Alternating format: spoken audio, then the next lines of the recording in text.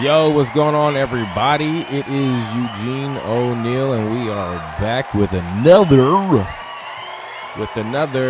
episode of Gene's Pod. So that's just gonna be the name I'm gonna go with for right now. It's just gonna be called Gene's Pod. Yeah, hold on, I'm just over here checking my messages still. Look at me over here, triple tasking and shit like that, man. What else going on? TikTok, blah, blah, blah. I don't know why I didn't do this earlier. But yeah. I don't know why I didn't check all this before I even started this, but yeah. All right. Look at me. Distraction. All right, let's get into it, man. We are back for episode 2. So first off, man, let me just say, like I said, I'm brand new to, I'm not brand new to the internet, but I'm just brand new to being consistent with my podcast stuff. Again, we starting over part 2, episode 2 of Gene's Pod. So like everybody says, man, look, follow me, like, subscribe, share, so I can start becoming into this, so I can start getting into I couldn't even talk, so I can start getting into this algorithm stuff, man, because I'm gonna do my best to be, again, consistent. So here we are, day 2. I'm excited. So again, all of my handles are Eugene_O'Neill_. You can follow me on Twitter, Instagram, Facebook, YouTube, TikTok, all that grandiose good stuff, man. Again, if you don't know who I am a rapper, artist, producer, engineer, now podcaster, from Rialto, California. Shout out to IE again. Hey, shout out Kendrick Lamar, man. I shouted him out yesterday, but shout out him again for shouting us out, for putting us out there on the map again. Like, we've always been in this scene, but great artists like that shouting us out, it's really dope. So thank you again, bro. Yeah, so we have a lot to cover today, man. A lot to cover, man. I know you see my boy back there. That's gonna be my little avatar, man. My boy Gene back there. Yeah, I don't know. This might be the setup. We'll see. This might be the whole thing. You can follow me there. Like I said, there's my YouTube stuff right there. I point to it right there, and then you can go to my website too, EugeneO'NeillBeats.com.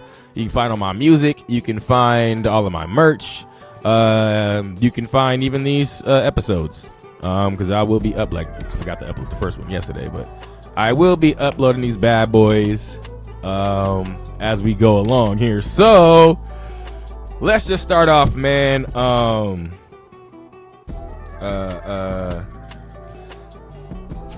Mad respects and mad peace to a legend, Irv Gotti. Looks like this morning, as reports of him being on life support, and that's saddening to hear. You never want to hear about that. You never want to hear about anybody being put in that situation, but it sounds like he had a stroke a couple of months back. Let me just double check and make sure, man. I don't want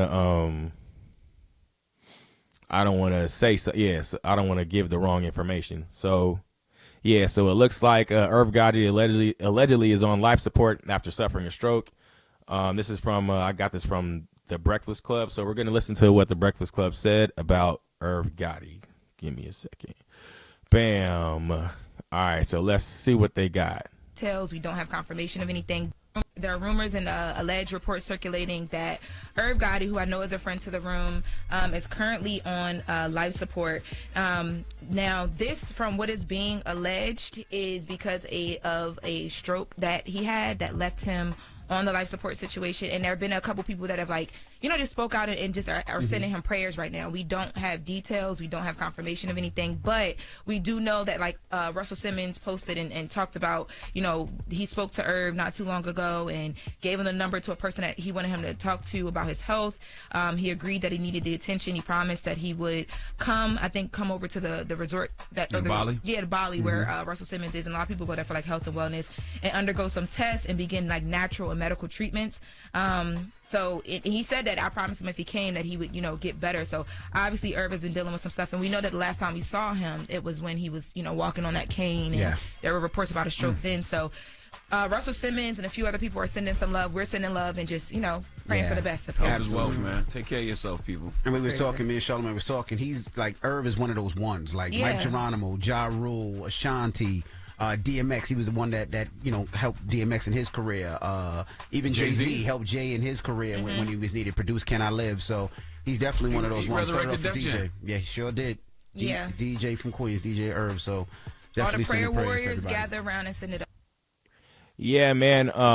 You never want to see that happen to anybody here in the industry, man. So definitely prayers up to Irv Gotti and his family. I really hope that that is not true. I hope that he's not on life support. I hope that he's getting well, getting rested up and stuff like that. Because that would be sad in the hip hop world. Man, let's go ahead and get to it, bro. Yeah, it's sad. But Irv Gotti, unfortunately had, a couple of enemies, one of them being the infamous 50 Cent. Curtis Mayfield Jackson. Curtis Jackson, man. 50 Cent, bro. 50 gon' 50, bro. And that's the wild thing about him, man. He gonna be a troll until it's over, dog. Him and, you know what I'm saying? Look, if you guys will know, Irv Gotti and 50 Cent have been beefing for years, man. If you don't know that, you've been definitely living under a rock. Especially in this hip hop situation. It's old as hell. So anywho, this is what 50 had to say during that situation, man. Gosh. What did he say? 50 Cent mocking. He was pretty much mocking Irv Gotti. I forgot. I'm trying to go exactly to where he said. Also, yeah, 50 Cent and Rick Ross still going at it too, by the way, man. 50 and Rick Ross, good God, man. Look, 50 got a whole show called BMF, and it's supposedly about Big Meech. I don't watch the show, never seen the show, not one episode. But apparently Big Meech, I know I'm kind of segueing into another situation, but we're still on 50. Big Meech is a very, very large, big time drug dealer back in the day, big time kingpin back in the day. It looks like he's been released. And 50 has been doing a show about him. Now 50 has, like, again, another person that 50 just has beef with everybody. So 50 has a beef with Rick Ross, of course. Again, if you don't know that about that beef, then you're definitely living under a rock. And you can, Google that stuff if you want to. But yeah, it looks like Big Meech has reached out to Rick Ross, and they're cool. So I don't see how that works. I know 50, 50's a petty guy, super petty. So I'm pretty sure he's either going to stop the show, the BMF show, or write some up or do something crazy, do something wild. And that's funny, like how this happens, man. Like 50 Cent, bro, that's a character, man. Real talk. That's a character, but sometimes he kind of he garners this type of shit, so that's kind of gets what he gets. And Rick Ross being the guy he is, he got the last. Getting the last laugh. I don't know, dog. I don't know. Back to what I was saying about 50. So let me go to 50's Instagram, because that's where I saw that. It was on his Instagram.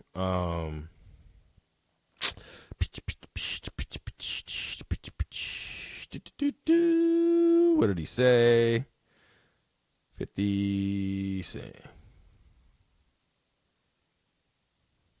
All right, so it says, Irv Gotti on life support. Friends and family saying their goodbyes, and 50 Cent like a 50. His nigga said, "Damn, I wanted him to see my new shows, yo." That was his response. I don't know if you can read that. Yeah, it's pretty blurry, but yeah, this nigga is wild, man. This guy is wild. Yeah, 50 Cent is a fucking this guy's crazy. So yeah. Hey man, shout out to 50, bro. The guy's a genius. He's always been a troll too. He's always been a super petty guy. That's not somebody you want to get in a beef with, especially like internet, social media beef, bro. And then when if it involves money, you just definitely don't want leave that nigga alone when it comes to that shit. Let that nigga be who he is. And we love 50 for who he is. So, man, again, shout out to 50. Shout out to Rick Ross. Shout out to Irv Gotti. Prayers for him and his family. Yeah. So, yeah. In other music news, bro. I don't know, dog. I don't know, man. Drake, bro. Drake. Look, this is coming from one of your fans. You know what I'm saying? Like, I can't say I'm the biggest fan anymore, bro, because I'm too hip hop for that shit. I am hip hop. Also, I don't know who gave me the shirt. I forgot. Plug to whoever gave me the shirt. If you see this, please plug yourself. I forgot. But yeah, dog, this is Drake just kicked off a tour. Let's go ahead and look at what the tour name is. Drake's new tour. So Drake's new tour is called the Anita Max Win Tour. It started this year. What are the dates? Ooh, excuse me. Does he have any dates? I don't have anything, but he put out a pretty wild video of him coming out on stage. It's all I gotta say is, bro. Oh shit, bro, I'm over here fucking up. All I gotta say is, bro, I'm not really sure what your deal is, man. Yeah, but you can't. This is wild. This type of stuff is wild. This is insane. Drake.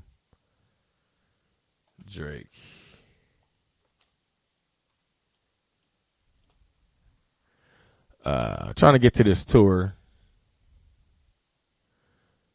And he has an album coming out, apparently. Oh yeah, so Drake. Say Drake. Yeah, so Drake just kicked off his new tour. It's called the Anita Max Win Tour. It's in Australia, and he kicked it off on some weirdo shit. This is coming off a recent loss against Kendrick Lamar from the West Coast, from California. Shout out West Coast, you know what I'm saying, from the IE, you know what I'm saying? So West Coast all day, big dog. But yeah, this comes off of the heels of Drake taking a major L from this battle, man. From actually losing the song battle to doing some wild shit like suing because of the song, which would turn me completely off. Like, you gotta learn how to accept a loss, and then doing some Karen shit after that is crazy. Yeah, and I'm too hip hop for that shit, man. I'm coming from the battle, you know what I'm saying, from the battle ages, you know what I'm saying. I come from the West Coast, so where motherfuckers actually died over this shit. So nah, this newfound hip hop and what Drake did during this battle is some weak shit. It's some bitch shit. And I gotta call it how it is. Call it how it is. Call it how I see it. So anywho, he just kicked off his tour, and it went a little something like this. Oh, my kid.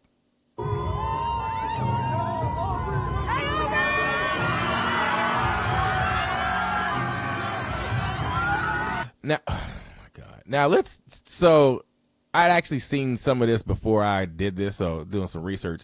So let's just pause this here. Let me go back a little bit. Bro, did this nigga came out with bullet holes? This nigga came out with bullet holes? Bro, he came out with bullet holes and smoke coming from his backside, from his back. Let's continue.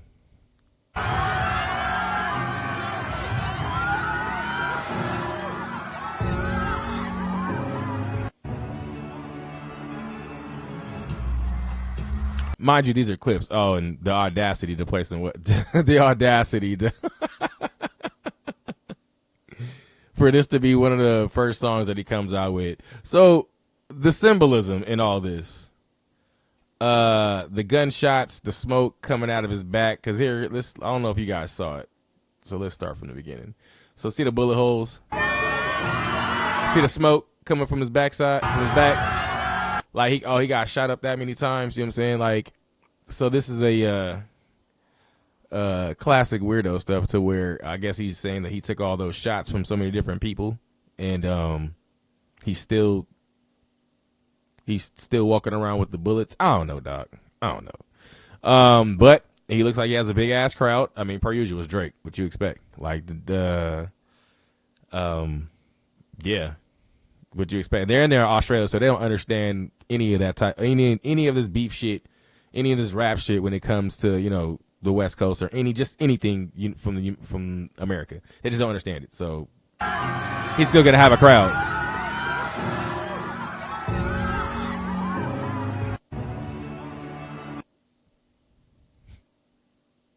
That crowd was yeah.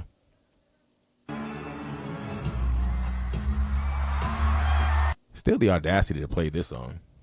I don't think y'all ready for tonight. Yeah, so I don't know if I probably can't play that whole thing because I probably get copyrighted or whatever, copyright drop, whatever. Anywho, but yeah, so he has started off his tour with a little something like that. I'm not really sure what he's trying to get from doing this stunt. Drake has taken the L literally since Not Like Us. That's when the L just it just crumbled. Like I said, I mentioned the lawsuit, and then, you know, even UMG fighting back saying you was a lie about this lawsuit. You know what I'm saying? If you don't know what the lawsuit is about, I mean, I can give you a quick thing about it. It was Drake suing for defamation of character in some of the lyrics in the song. That's one part of the suit. And then there's a second part of the suit where he's accusing UMG of pushing this specific song, pushing it, or using marketing money and purposely pushing this song for Kendrick just so they can get, you know, just so you can get higher numbers or higher streams or whatever the case may be. It's basically the same thing that Drake has been doing for years. With other artists, and benefiting from it. And so once Kendrick literally just did the same thing that Drake did, he's trying to sue him for it. So that's the two lawsuits that I've heard, and I think there's a third one too, but I can't necessarily remember. But anywho, those are just wild things to do during a battle. But to go ahead and say like, I think like the whole bullets in the chest with the smoke coming out is him's like, I don't know, it's saying like, you know, oh, woe was me, like, you know, I took all these shots and, you know, everybody came down on me and I'm still surviving. Yeah, I guess I get it. In the long scheme, in the long term of things, I get it. But it's still weird. Still weird. And also, this is crazy because that's funny how he would start his tour just a week before the Super Bowl. And we all know who's headlining the Super Bowl. That man, Kendrick Lamar. The Boogeyman, as Drake should call it. The Boogeyman. So, yeah, I find that ironic again. But, you know, still, Drake doing Drake. I think he's also a troll as well. Been a known troll, so I don't know. In my opinion, stick to what you know. Stay far away from you better stop with these subliminals. That's my thing. I heard you're dropping a new album, Drake, I would definitely, as a fan, I would say, bro, stay far away, far away from trying to diss Kendrick. Leave that man alone. Or else, bro, I think he got more in the tuck. It's going to just, and you don't know how to handle defeat. You've clearly shown that. So leave this man alone. Create the type of music that you've always been creating, you know, then that, you know, make the women dance, you know what I'm saying? Stay away from that hood shit. You can still rap. So, you know, you still can be in that, you know, I can rap, you know, I'm better than most type shit. You know, hell, get back with fucking Lil Brother and them, you know what I'm saying? Get back on the hip hop shit, you know, back in that soulful style. That's when everybody loved you, bro. You know what I'm saying? You had, you know what I'm saying, the cool, crisp fade and everything, you know what I'm saying? Didn't even have, you had like this wild 5 o'clock shadow going on, for whatever reason, females liked it, whatever. Rock with it, bro. You should definitely continue to roll in that in that way, man. Yeah. Speaking of Drake, The Weeknd drops an album. The Weeknd drops an album. Actually, look, I'm not a big fan of The Weeknd. I'm just tying this in because, Drake and The Weeknd, they also had beef during Kendrick's beef too, so I guess it makes sense. But yeah. Let's see. Let's check it out. The Weeknd. What is it called? I don't even know what the album's called. The Weeknd album. So I was listening to it. I said with a little bit. What is it called? Oh, Hurry Up Tomorrow. Is that what it said? Is that what it's called? All right, yeah. So The Weeknd's album called Hurry Up Tomorrow. Oh wait, what? Is The Weeknd dropping another album? Wait, what is this? Am I missing something? The Weeknd new album, I should say. Oh. So it is called Hurry Up Tomorrow. All right. Yeah, I was listening to this is how much I really don't fuck with The Weeknd. I'm not saying he's not a bad artist. He's obviously a great artist. I just don't listen to his music. And I put this post out on Facebook. I was like, I be trying to listen to The Weeknd, man, but I just can't get into dog, man. I just can't, man. And some people were saying, I have to read some of these comments who were telling me this shit, man. And and some of them were kind of deep, so I respect it.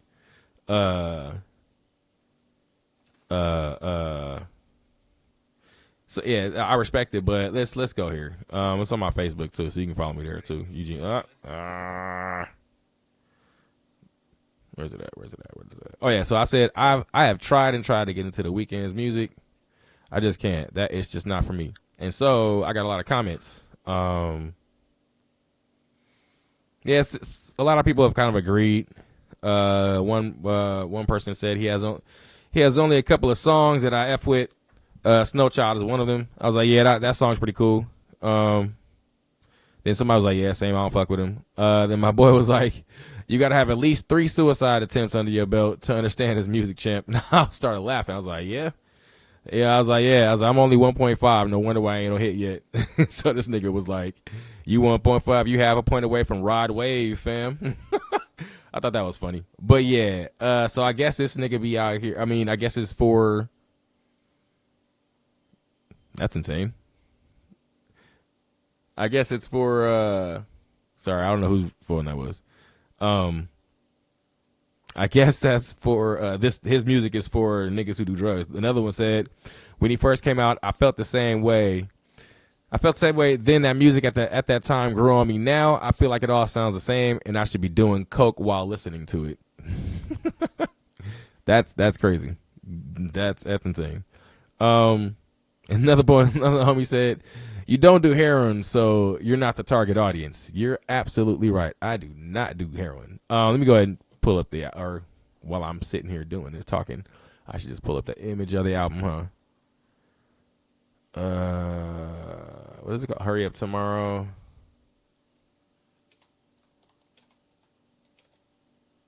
Hurry Up Tomorrow. And put the track list on there.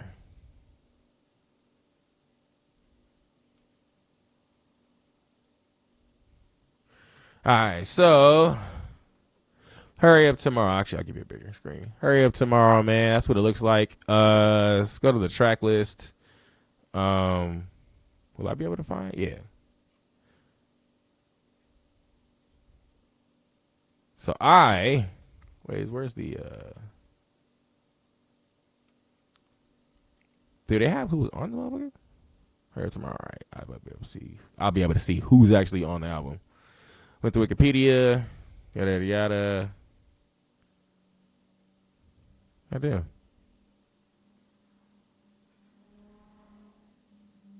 All right, so here's Hurry Up Tomorrow. If you guys can read it, you guys can. So the first song is called Wake Me Up with Justice. Oh, doesn't look like any features. Are there any features? Yeah, I'm really terrible at this. The Weeknd. Track list. So yeah, we just showed the track list. All right, Wake Me Up. features? Because I heard some yesterday. Hurry Up Tomorrow is a boring return to what the weekend. That's crazy.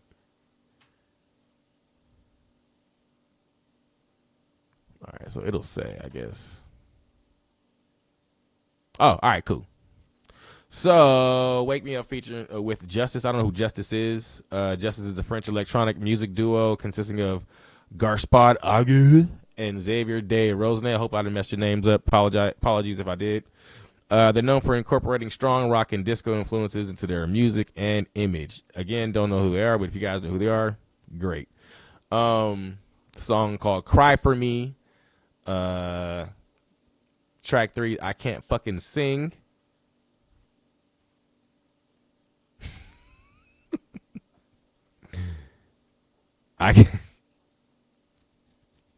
It's a track called I Can't Fucking Sing. Look, bro, that's the wrong thing to not me. I'm the guy that's probably gonna agree with that.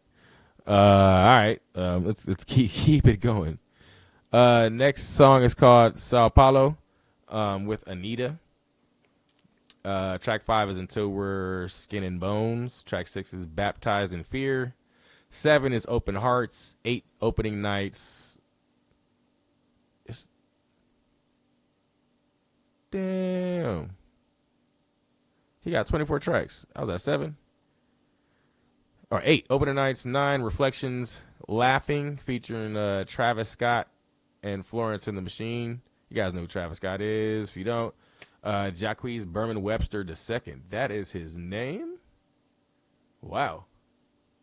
Berman Webster. All right. That's all right. My name's weird, too. Yeah, so you already know who Travis Scott is. Did not know it was his first name. Florence and the Machine are an English indie rock band formed in London 2007 by lead vocalist Florence Welsh, keyboardist Isabella Summers, guitarist Rob Ackroyd, drummer Christopher Lloyd Hayden, and harpist Tom Monk. Oh, they got a harpist in this bad boy. Nice. Yeah, so that's that group. Next song's called Enjoy the Show featuring Future. We all know who Future is, Mr. Toxamane himself. What's his name? Nevadius Demon Cash. His last name is Cash? I did not know that. Nevadius Demon. Damon? Or you know what? No wonder. Makes sense. 11 is Give Up On Me. 12, I Can't Wait to Get There. 13 is Timeless featuring Playboy Cardi. Playboy Cardi is Jordan Terrell Carter. He has the first regular name on this bad boy. Jordan Terrell Carter, cool. 14 is Niagara Falls. 15 is Take Me Back to L.A. 16 is Big Sleep featuring Giorgio Moroder. Fuck. Didn't mean to do that. Giorgio Moroder. He is, his name is Giovanni Giorgio Moroder, is an Italian composer and music producer, dubbed the father of disco. Nice. Moroder is credited with pioneering Euro disco and electronic dance music. His work with synthesizers has a significant influence on several music genres, such as HINRG, I don't know what that is, Italiano disco, and synthetic pop, so on and so forth. Nice. Father of disco. I'm with that, man. I like disco music. Shout out to Giorgio Moroder. Apologies for messing up your name, man. I'm Inland Empire educated. What you expect? Track 17 is Give Me Mercy. 18 is Drive. 19 is The Abyss with Lana Del Rey. Everybody knows who Lana Del Rey is. If you don't know, did not know this. Her name is Elizabeth Wooldridge Grant, known professionally as Lana Del Rey. Had no idea. She's an American singer. Her music is noted for its cinematic qualities and exploitation of tragic romance. I didn't know she had a specific genre of music. Crazy. Song 20 is Red Terror. He's actually got some really good people on here. Maybe I should go back and revisit this. Because I only got to about track 3 and got bored. So yeah. Track 21 is Without a Warning. Track 22 is Hurry Up Tomorrow. So the actual title of the song is the ending of the song. Is the ending of the album. Hurry Up Tomorrow. Looks like he has 3 bonus tracks. One is called Runaway. or the second was called Society, and 11 was called Closing Night with Swedish House Mafia. I think I've heard it before. Swedish House Mafia, a Swedish house supergroup consisting of Axwell, Steve Angelo, and Sebastian Ingros. The group officially formed in late 2008, replaced at the number 10 on the DJ Mag Top 10 100 DJ Poll 2011. Blah, blah, blah. All right, cool. So, that is his album, Hurry Up Tomorrow. If you guys want to get it, I'd suggest you get it. Maybe I need to go back to it. I didn't know I had that many people on there, and it's actually kind of interesting to hear the type of people that he has on his album. So I thought that was pretty cool. But yeah, just not my, he never has really been my my cup of joe. Yeah, when it gets to the weekend. But I think I will go back and revisit some of that stuff, because I think what I'm saying, I got to give it. It's music, and he has, like I said, he has some pretty cool people on there, so I think I'll go back and revisit some of that shit. So all right, man, so we're gonna kind of segue a little bit. That was kind of it for the music side of everything. Speaking of music, I just dropped a new song called Top Off, featuring my brother CM McDuff.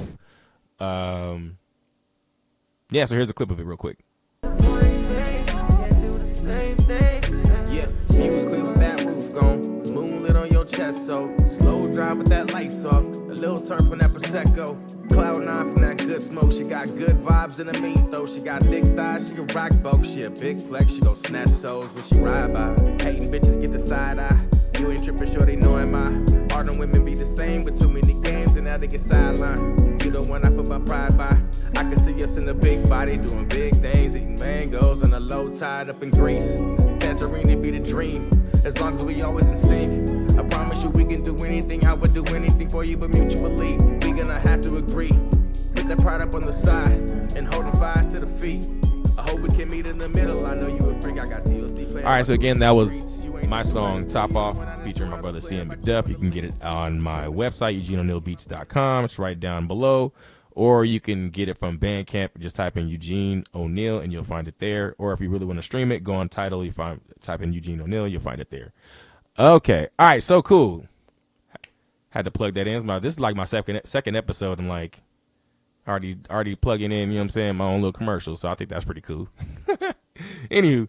All right, so next, man, we're going to jump right into the sports, man. Look, I am a sports player, too.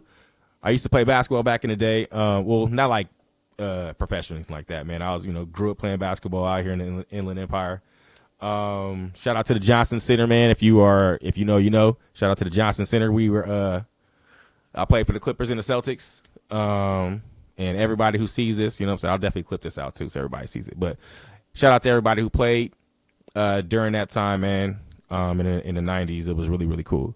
So let me bring it back to, you know what I'm saying, I'm a Bulls fan, major Bulls fan. You see the tattoo. So I'm going to talk about some sports here and there. I did that in the very first episode, talked about Luka and that trade. But there's been another major trade that happened. Chris Middleton has been traded from the Milwaukee Bucks to Washington, man, which is terrible.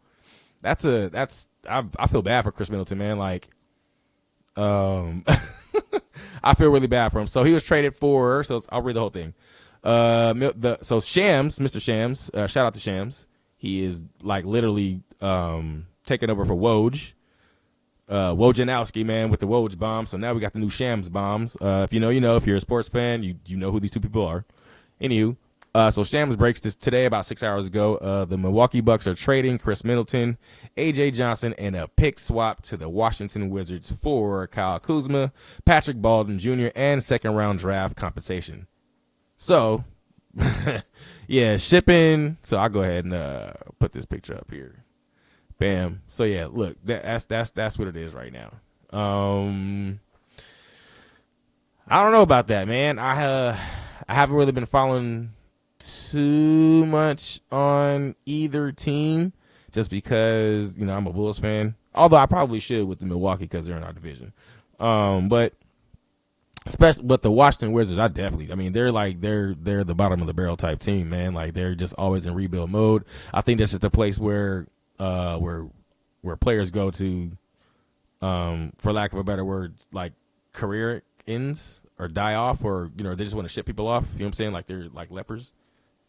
That's where you go. You go to the Washington Wizards.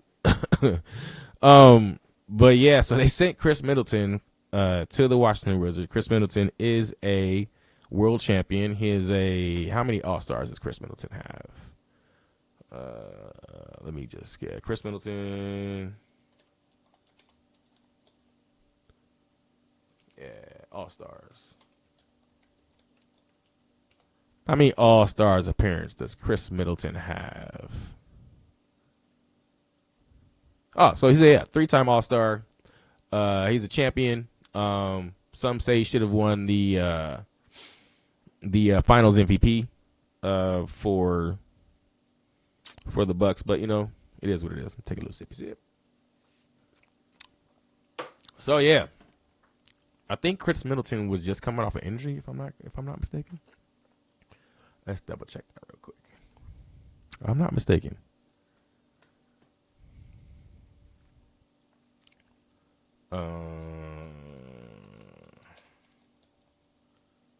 Well, besides that, but he's pretty much an injury-prone guy. Not really sure how many full seasons he's actually, gone through, but he's fairly injury-prone. Yes. Oh wow. So recently, Middleton has been regularly on injury report as he progresses in his recovery from bilateral ankle surgery. The fuck? Yeah, dog. He's just unreliable, man. Especially the last 3 years. I've always been injured. So I can understand that. But getting Kyle Kuzma, I'm not really sure how much sense that makes. Kyle Kuzma is good. He's good in the system though. Like, well, you know what? I don't know. Well, yeah, I'm not really sure how he's gonna fare with Damian Lillard and Giannis. We'll see though. I mean, I guess he would be a decent third option. I guess. What's he been averaging this year? What's he been averaging this year? Let's see. What is? I probably should chat GPT some of this stuff. What is Kyle Kuzma average this year? What's he averaging? I mean, he's only averaging 15 points as a starter for the Washington Wizards, and that's like their only. That's crazy. That's their only offensive threat, and he's only averaging 15 points. That's insane. Yeah, that's crazy. So I mean, what do you do? I guess definitely good for the Bucks. I don't know what the Washington Wizards are gonna do with Chris Middleton. How old is he? Yeah, how old is Chris Middleton? He's 33. He's an aging player, and an aging injured player. So I don't know, dog. I don't see. Yeah, he's 30, 33. I don't see it. I just don't see it. Don't make no sense. Who else got traded? Oh yeah. So look. So looks like Jimmy Butler is requesting to put everything behind him after all that bullshit he didn't put the Miami Heat through. Jimmy Butler is reneging on his request to get up on out of Miami. He wants to stay and play basketball. Miami. Let's get the full story.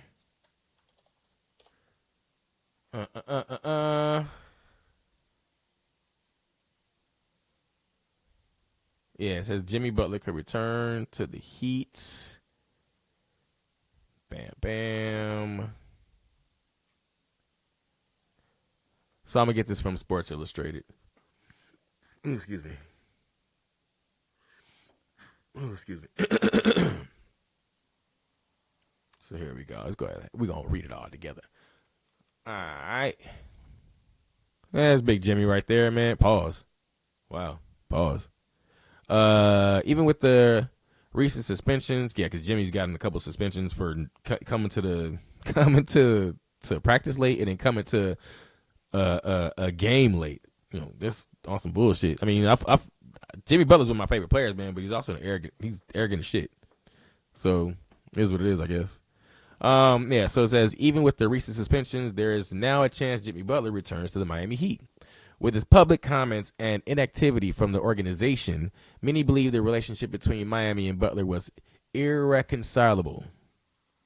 However, a new report from Chris Haynes says Butler's camp remains in conversation with the Heat with the Heat's front office about possible return to the team if the disgruntled star is not moved by the deadline. So this is what Chris Hines says. I'm going to open up Twitter real quick. So he says, source of Jimmy Butler's camp has repeatedly told Heat he is in shape, healthy, and ready to continue his career, move past this immediately. Their messaging to Heat has been to negotiate best still possible, and once in the red zone, if that team is granted permission by Miami to speak with Butler's rep to discuss his long-term future, that dialogue would be welcomed. To date, no team has asked for permission. Meaning they don't nobody want this Negro yet. Or if at all. Butler is set on one destination if traded. The Phoenix Suns, however. What the hell was that? Okay, I thought that was my kid. Good Lord. All right, so Butler is set on one destination if traded, the Phoenix Suns. However, there are many financial hurdles to overcome if he is moved there. Starters, one of their highest paid players, Bradley Beal, has stated he wants to stay in Phoenix. Wild. With his no trade clause, it's looking unlikely is traded. This makes the trade to the Suns impossible unless Phoenix trades away Devin Booker or Kevin Durant. Haynes' report comes at a time where it all seems like Butler is focused on a move to Phoenix. The main reason Butler has requested a trade this season is because he wants a contract extension. He has a player option for next season, but all signs have pointed to him declining it if he remains in Miami. This season, Butler is averaging 17 points, 5.2 rebounds, 4.8 assists. I mean, it's just kind of average or a little below average for Jimmy Butler. While shooting 54% from the field, that's not bad. Still one of the better players in the league, given his skill sets, but not many teams want to commit to a 35-year-old who has asked out nearly every organization he has ever been a part of. Agreed. Hey, agreed. Hey, look, man, you see a cancer in a team, bro. Look, I like Jimmy Butler. He's a great player, a really, really great player. It's his attitude and how he goes about shit. You know what I'm saying? I don't know. I don't know, dog. I hope he gets his get there and gets his money. I understand that, but you're 35, bro. You're 35, and you have a stigma about yourself. And you have literally asked, well, except for the Bulls. He didn't ask out of the Bulls, man. He got traded, so I don't know what that meant, but because he wanted to stay in the Bulls.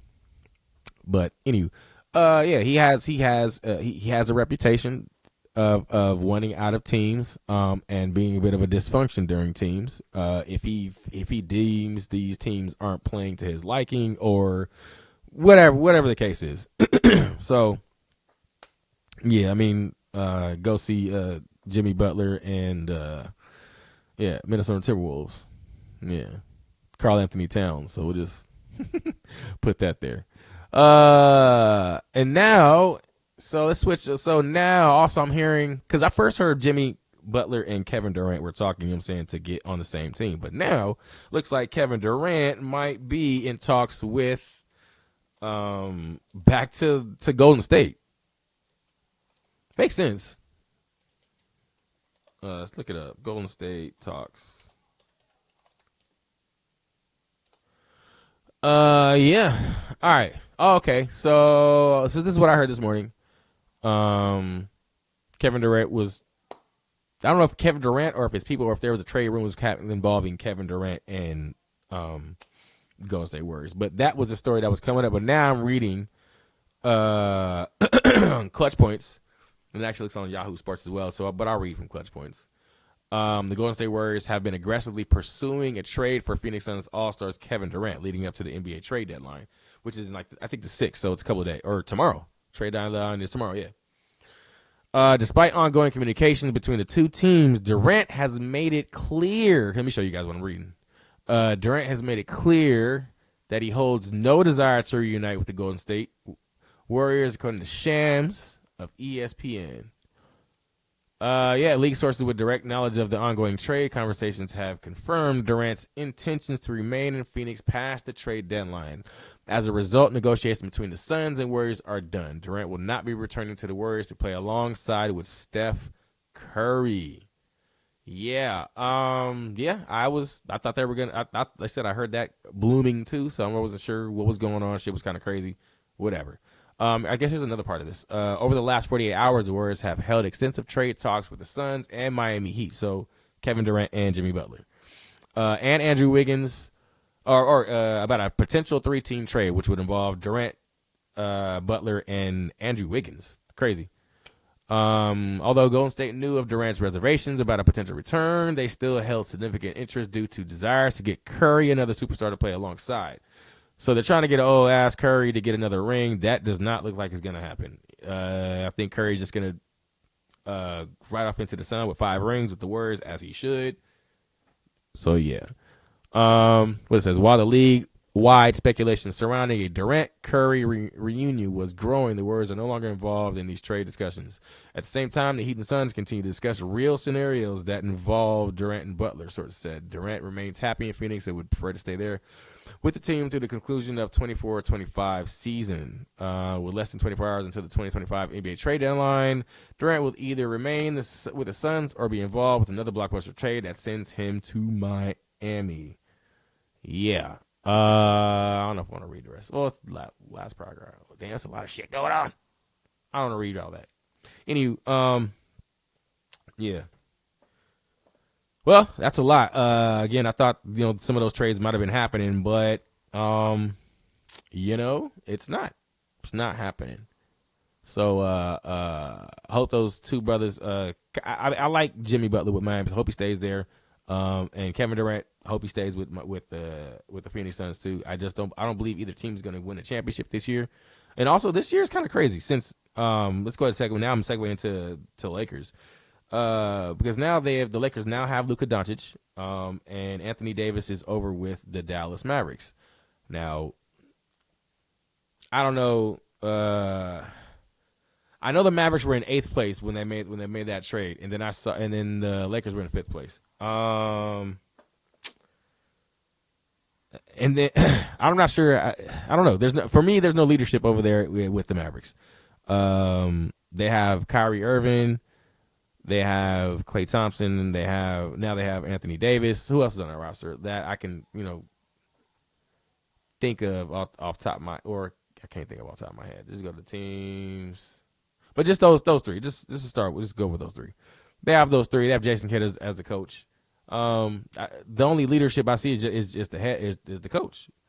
I don't see any major leadership being on the floor. AD, I guess he was vocal, but not as LeBron was the leadership on the Lakers. So AD is not a big of a leader as much as I've seen.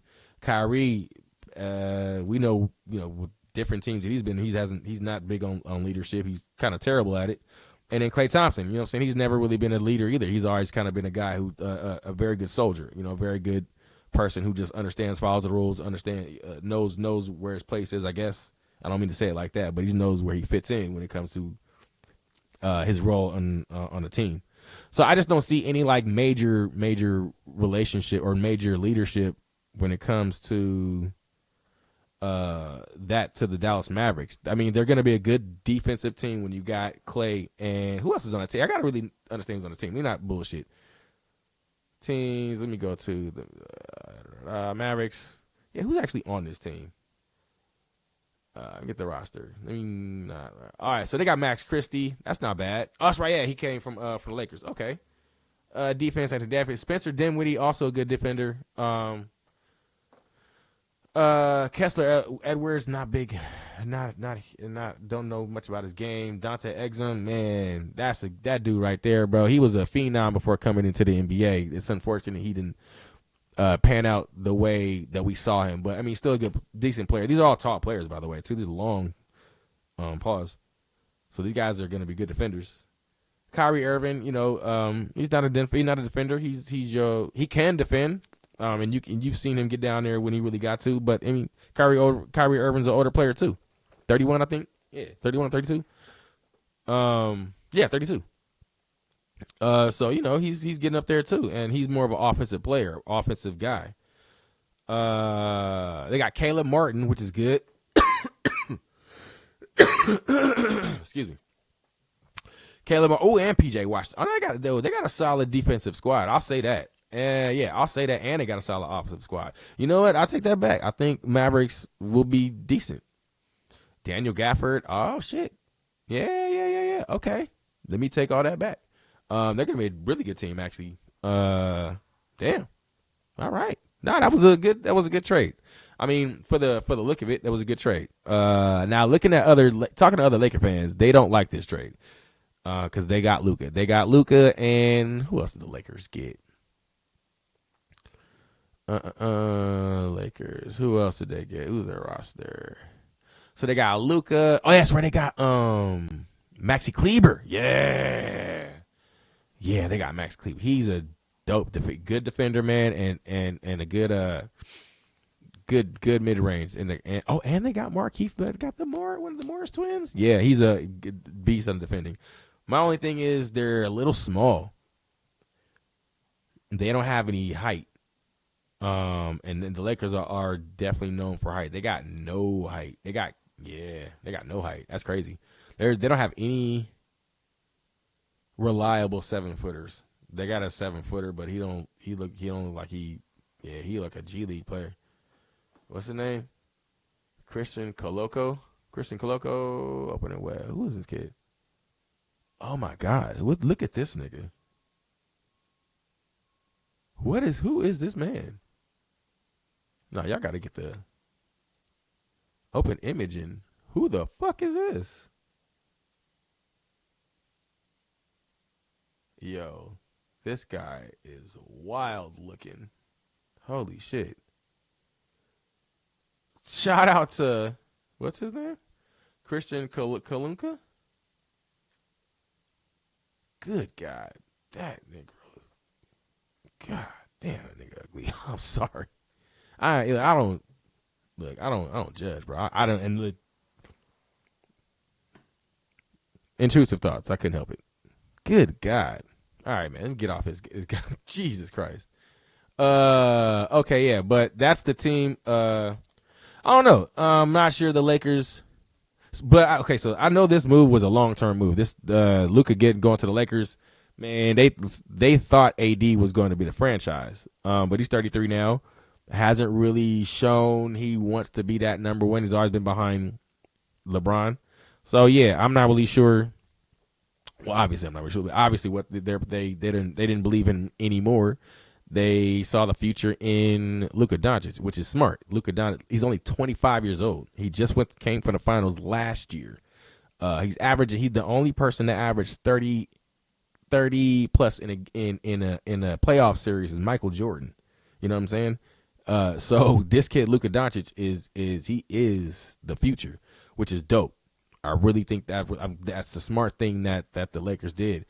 And look, the Lakers know how to pull in great players. They draft well.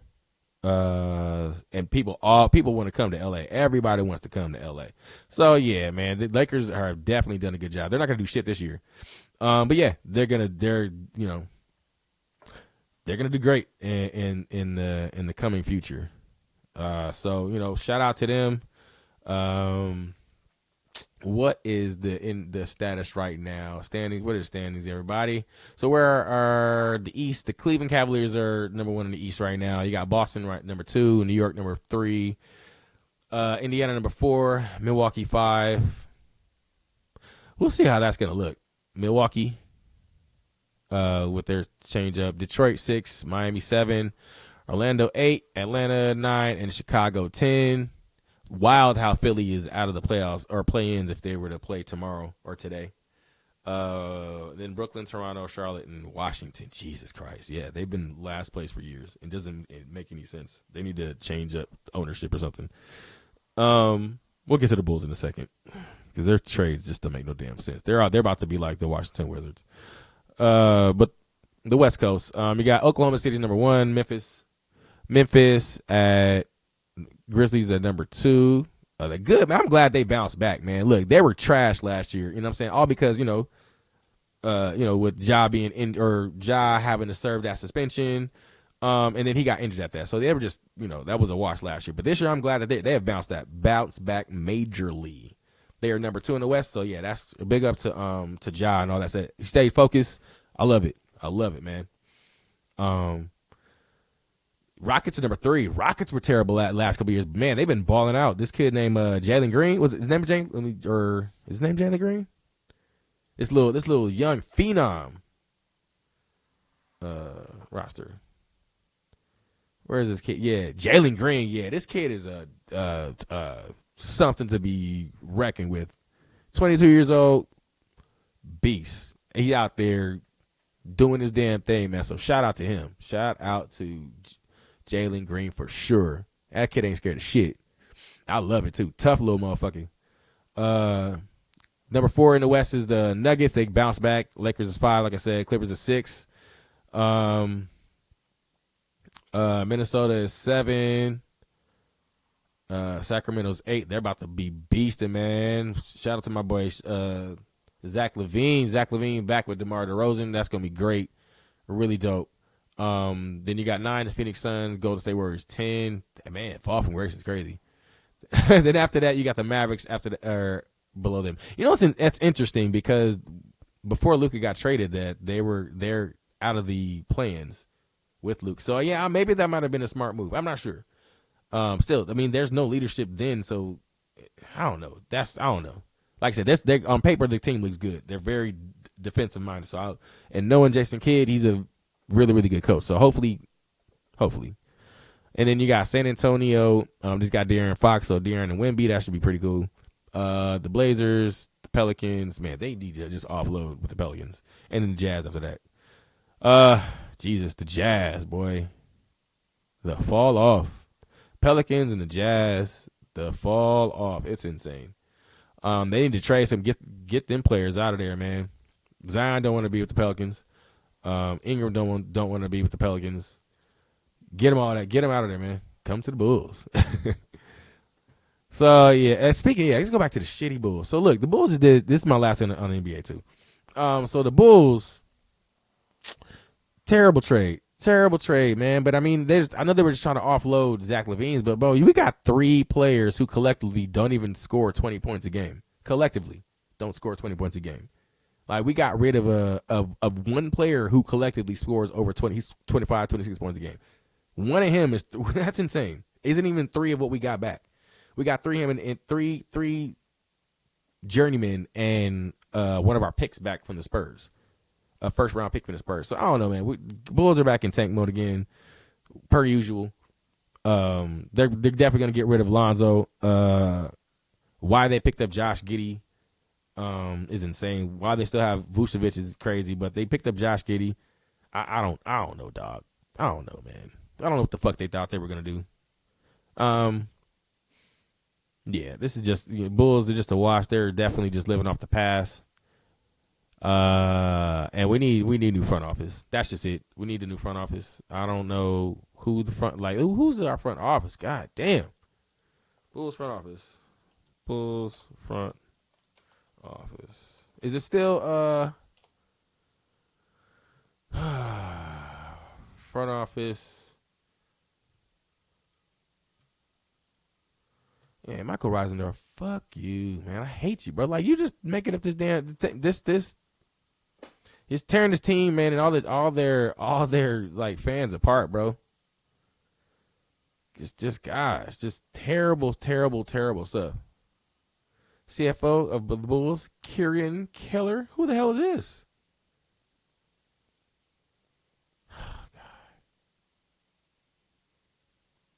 Oh, Bulls front office GM. Who is it?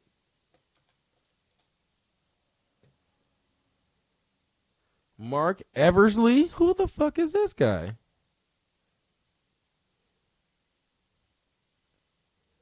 Let me get this straight. He was previously the senior vice president of the players personnel for the Philadelphia 76ers. What? Who cares? Helped the 76ers transition from a team that won 28 games and 16 to 17 to a team that won over 50 games in the next 2 seasons. What is that supposed to mean? You still were trash.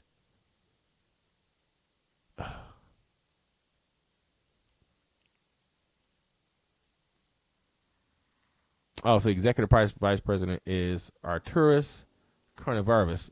Did he used to play basketball? Whatever. Either way, man, this is terrible. We have a terrible front office, so Bulls is trash. Just go buy Jordans. Fuck it. All right, let's segue into something that I've been wanting to talk about, but you know, this is, and I don't need no. I'm just gonna be looking at the camera on this one. I don't need no. Might have to spark the joint on this one too, man. So yeah, so I have a you know what I'm saying, about surrounding yourself with good people. And when I say surrounding yourself with good people and learning how to let go of you know, these people who are good people but have projection issues and aren't always there to help you grow. Like I said, it may not be of their own fault, but and maybe it is. That could just be their character, but yeah. And then, you know, and then creating good relationships going forward after that. So yeah, I'm as I've grown, especially in this music industry and just this entertainment industry. You know, you have you have the people that grow up with you and they come along for the ride. But then, you know, shit starts to fall off. You know, you start to move in different directions. And that's just really growth. That's just basically just growth and how that works. And that doesn't mean that you're no longer friends with those people. Those people, it just, you know, you just outgrow them and that's okay. And then, you know, you have like a lot of friends, you know, who don't know, like, so, you know what I'm saying? So now as you're growing, you know, you're always going to have people who give you information. And information is feedback. So I'll just say information because that can be, I'm just generalizing how that happens as you grow. So, you know, as you grow, people say things about you and talk about you, give you advice, give you things that you may or may not ask for. Most of the time you're not even asking for. And a lot of times it's people projecting them, you know, their own issues onto you. Most of the time it's people who want to do what you do, and just don't know how to. So the only way they can express it is by being negative. And again, when I said, people have good people with projection issues, like they may not even know that they're doing it. It just happens that way. And then there are people who are just intentional haters, but you know, not this isn't what I'm talking about. So, you know, as I've gotten older, man, I've been, you know, dealing with that. And it's been happening, you know, it's been happening a lot more recently. I've been like growing like a new, what's the word I'm looking for? A new foundation of people that I'm like-minded with, who think the way I think when it comes in terms of like how we want to grow as people and how we want to grow as artists and entertainers. And, you know, I think and I'm starting to build that camaraderie, starting to build that tribe of people who, you know, who we can all bounce off each other. We all can grow with each other. Anytime it's a conversation with each other, you know, it's elevation. And, you know, these are people that I ain't, you know, barely even know, you know what I'm saying? Barely know in life as far as like how long I've known them. But it just, as I get older, like I believe that, you know, it doesn't have to take years to call someone like to have a solid, good, trustworthy foundation friendship. It doesn't take it for me. That's what I've come to find out, especially if you're genuine. and you know that other person has been genuine too. Yeah. So that's what's been happening. I've been, getting a lot of new information with that, and and as new people come into my life, I'm understanding more that old friendships don't necessarily hold some of the same weight anymore. And that, again, man, that's just a part of growth. Just a part of growth. And so and I'm cool with that. I just this one of those things you gotta adjust with, you know what I'm saying? And like I'm not I'm not one of those dudes just flat out, saying, well, fuck you because of the situation. No, I'm still, I'm working out how I need to move, you know what I'm saying? So, that's, for me, that's what's been happening lately. And, and like I said, finding new relationships. Oh, my phone ringing. Oh yeah. And cultivating those, and man, and that's another thing, man. You need to find, like, this is one thing for artists. Because I'm kind of switching up here. So it's kind of the same thing as in, growing and not removing friendships, but moving on from friendships that no longer benefit what you need, like benefit you as a person or benefit them as a person. It just, we're friends. I can, we could talk to you on a different, not on a business level. You know what I'm saying? When I come visit, it's still, we're still gang and shit like that. But it's different. You know what I'm saying? But segueing into this, into building your community, and surrounding yourself with like-minded people, man. That's the best way, at least what I'm seeing, the best way to elevate and grow and get bigger into the whatever industry you're trying to do. Me being an artist, I'm seeing, man, like, just camaraderie and like people who have a like interest and have a like goal and like understand there's a bigger picture than just self. Yeah, I think that's what you need to surround yourself with, is those type of folks. There's a larger picture at play. So, and understanding that everybody who is a part of this conglomerate eats, and they know that there's no, everybody's at the round table. There is no, you know what I'm saying? There is no flow to one piece. Everybody understands how this goes. Like lately, I've just been out there filming with a good group of brothers, man. Over there at No Pressure Records. Shout out, you know what I'm saying, CM McDuff. Shout out Traceway. Shout out Fresh. Shout out G3. I don't want to miss anybody. Shout out Stevie Crooks. Shout out Champagne Aramis, Mike. Man, if I'm missing anybody, I said Fresh, right? Yeah, Fresh. Yeah. So shout out the whole team, man. Good brothers, and like, I've been able to surround myself with those brothers over there, and like just seeing how they work, and putting like minds together, man. It's like, it's a real like Voltron going on, man. And so. And I can really attest that to watching like a La Russell, seeing exactly what he's saying, like, and I'm actually starting to do, or I am doing, and getting ideas like from my brother Moss. Without him, I don't think I would have even started to look for like-minded people, which is crazy. So shout out to him for even for pushing me and motivating me, or giving me the mindset of like, this is what you need in order to succeed in what you're trying to do. So yeah, shout out to all those good brothers, man.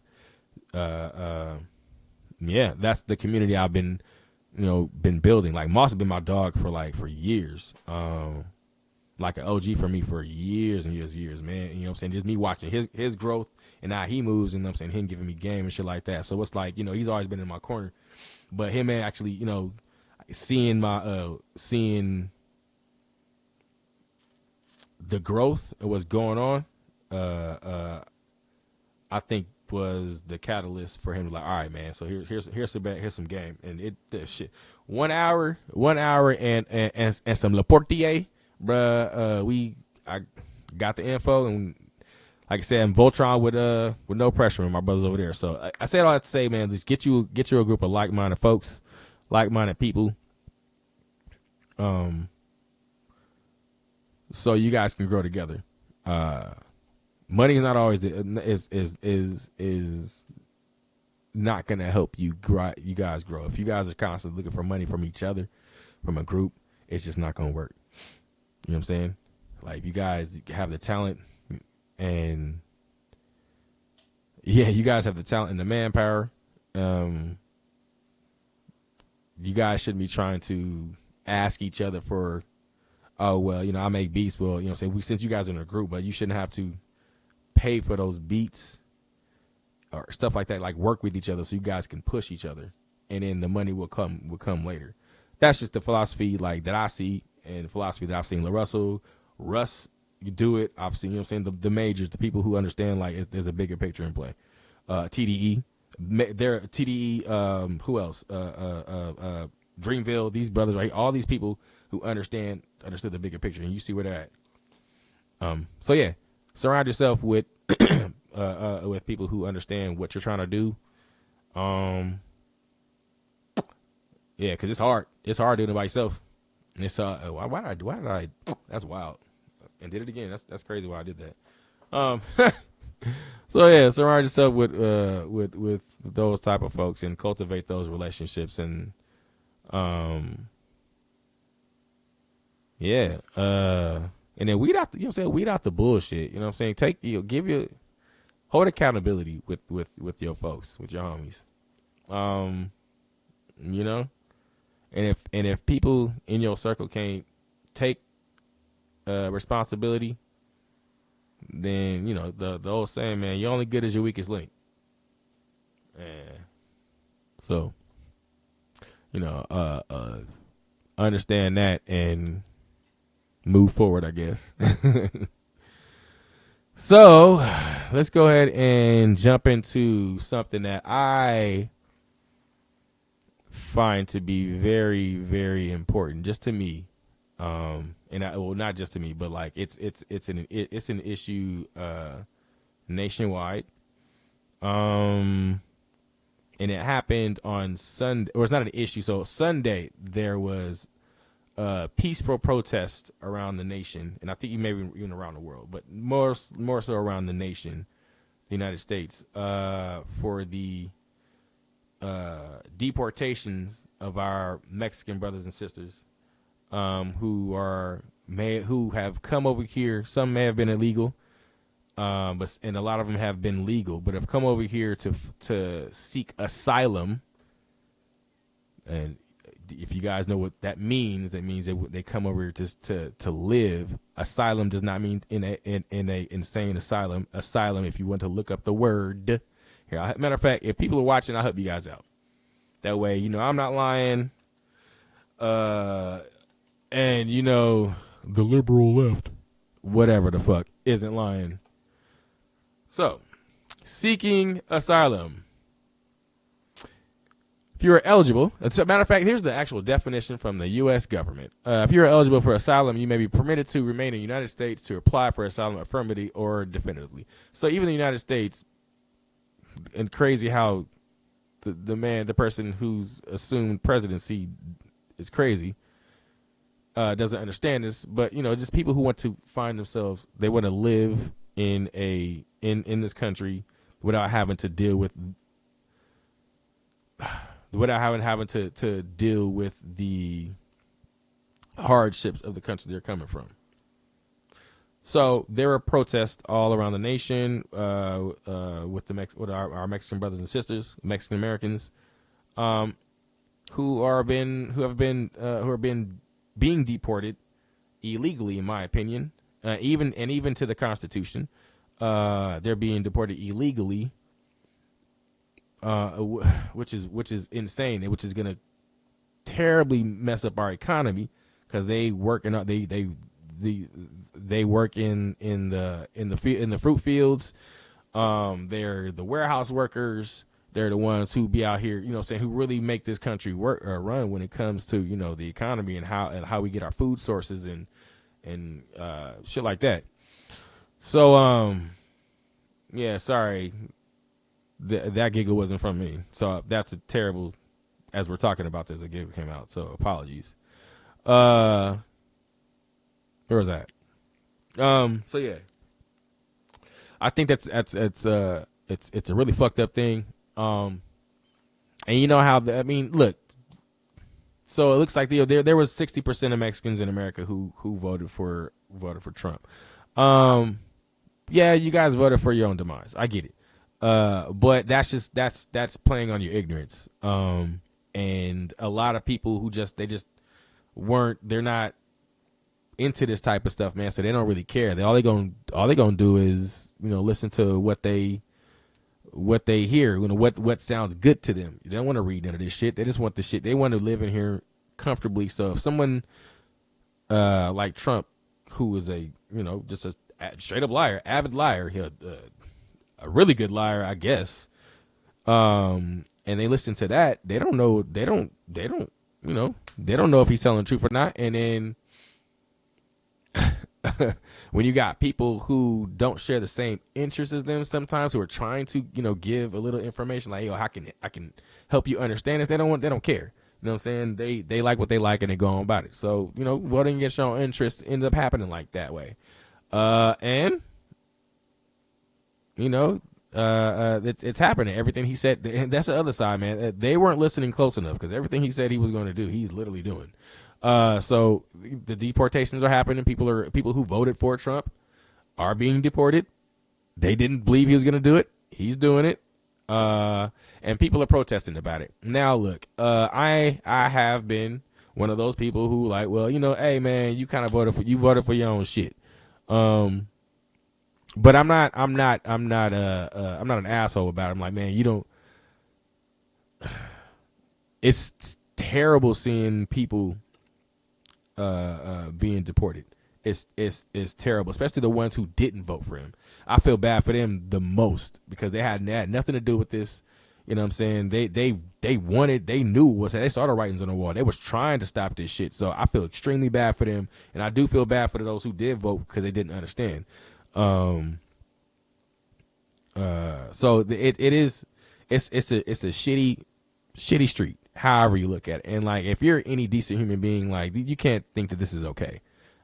You can't be a so-called God-fearing Christian or whatever and think that this type of shit is okay. It's just not. You know what I'm saying? I don't care who you have voted for. This is just terrible. And if you're a Christian, read your own Bible. Understand that this does not go even directly to the Bible. Like, this is being evil. This is literally like devil's work. You know what I'm saying? So shout out to our Mexican brothers and sisters. I hope they continue to march. I hope they keep on pressing, putting foots on necks, man. Because like, no, this is bullshit, and we need them in our. This is their home. This is originally their home. So taking it away, trying to deport, and then deporting into other countries is insane, man. Like they're like. I mean, I get the criminals. It makes sense. Like, I get it. So let me not get it straight. But let me preface this too. Like, the criminals, yes, I understand. The ones who done heinous crimes, of course, the same thing that we do it out here in America. The wild thing is we don't talk about that in America. Like, we're some fucked up criminals out here in America, but we want to talk about the immigrants, which is wildly insane. But yeah, sending them all to like Guantanamo Bay, you guys, do we even understand what that is? Like, do we know the history of Guantanamo Bay? It's closed down for a reason. You know what I'm saying? Like, it was inhumane, so it was closed down for a reason. They opened that bitch back up, and they're sending people over there. I'm not sure. I'm not sure the logistics of it. I'm not sure if they send people over now, but that's the plan. And then sending people over to El Salvador. I don't know, dog. And if you look at their president over there, man, look, that president, he's cleaned up them streets for them gangs. I get it, but it's inhumane how he's doing it. And sending actual U.S. citizens, U.S. citizens. I'm not sure what type of crimes, but if they're still U.S. citizens, man, like I don't. Is that legal? Can you do that? Can you send U.S. citizens outside the country? I mean, and so they can serve their time in prison? I don't know. But apparently, there's a deal that got struck. So they're gonna or is it Venezuela or El Salvador? Either one of those two. Well, let me make sure. Let me not fuck this up. So sending. Oh shit! Yeah, sending American prisoners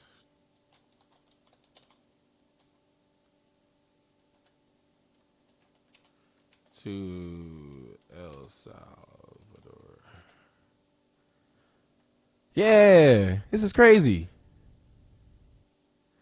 All right, so look, I'm gonna get this from CNN. I don't like CNN. I hate this stuff, but they have the word. Let's go to AP News. What to know about El Salvador mega prisons after Trump deal? All right, so let's do this. This is crazy. Look at this shit. This is so it is El Salvador. I was right. El Salvador's mega prison. So this nigga Trump done signed a deal. So look, the Trump administration and the president of El Salvador said Monday that they struck a deal allowing the U.S. to ship both detained migrants and imprisoned citizens. That's insane. To the tiny Central American nation, which has suspended some basic rights as it battles powerful street gangs. Look, the street gangs, I get it, dog. They're pretty fucking ruthless. I understand cleaning that shit up for sure. But I mean, do one of two things, man. Like, get rid of them or make it humane, or have them do something to where it helps the economy, man. I mean, and they very well could be doing that, but still, that's just that's crazy, man. So they said the U.S. government cannot. So it says U.S. government cannot deport American citizens, and Secretary of State Marco Rubio said Tuesday that there are obviously legalities involved. Okay, so they can't. So legally, they can't deport American citizens. Thank God, because that's fucking insane. Like, come on, bro. I don't. That's insane. Says we have a constitution, he acknowledged, but it's a very generous offer. Obviously, the administration will have to make a decision. That's crazy. El Salvador President Nayib Bukele, is that his name? Has made the country's stark, harsh prisons trademark of his aggressive fight against crime. Since March 2022, more than 84,000 people have been arrested, many with little to no due process. Jesus Christ. Like, I mean, goddamn. Even before the campaign against gangs, El Salvador's prisons were notoriously violent and overcrowded, but the crown jewel of Bukele's fight is a terrorism confinement center, or CCOT. He opened in 2023. What is that? I hope I don't get banned for this. In stickily produced videos, prisoners in boxer shorts are marched into prison yards and made to sit nearly atop each other. That's insane. They are packed into cells without enough bunks for everyone. Bro, look at this shit. That's a big ass prison. God damn, this shit look like shit that you see in the movies. Bro, that's insane. But I mean, look. I mean, it don't look filthy. Look at me, that's terrible. That's insane. Damn, Eugene, over here siding with the actual criminals. Look at this shit. Oh, okay, so this would have looked like. Look that. That's. Hey man, come on, bro. They got to lay on top of each other. Okay, so it looks like inmates. This is these niggas. Look, so inmates attending class on social behavior during a press tour of the terrorism confinement center at CECOT in Tocoluca. Oh, I did say that right. Tocoluca. I'm gonna get fucking banned for that. They're gonna call me racist for that. I don't mean to. I'm sorry. Tocoluca, El Salvador. Inmates wear masks as a precaution to not spread COVID-19. Ooh. I mean, if you wanted to get rid of them, you should probably take the mask off. Saying. Yeah. God damn, yeah. Yeah. Was that a good time for a joke? I'm not sure. Probably bad time for a joke. Sorry. Probably gonna edit that one. God damn. So it says, what do human rights advocates say? Crystal Saul reported who's that? Crystal Saul reported last summer that at least 261 people had died in El Salvador's prisons during the gang crackdown. The group and others have cited cases of abuse, torture, and lack of medical attention. Yeah, that's fucked up. That's fucked up. Yeah, that's fucked up. Shout out to shout out to writer Matthew Lee in El Salvador for this report. I didn't write this, obviously. Yeah, actually, I think I did hear something that they're supposed to be doing, I guess, like some type of reform. But just reading that's fucking insane. Yeah, that's insane. Ooh, excuse me.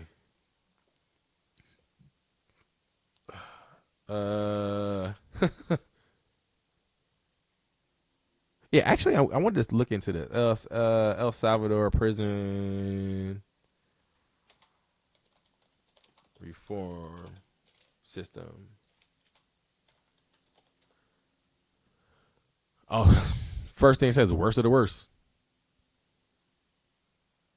Let's check this. All right, so it's rare look at this. Hope I don't get. All right, so please, I don't hope I get flagged for this, but let's see. All right, so we're gonna check out. This is what the fucking prison looks like. So it looks like NBC had a inside scoop, as they say.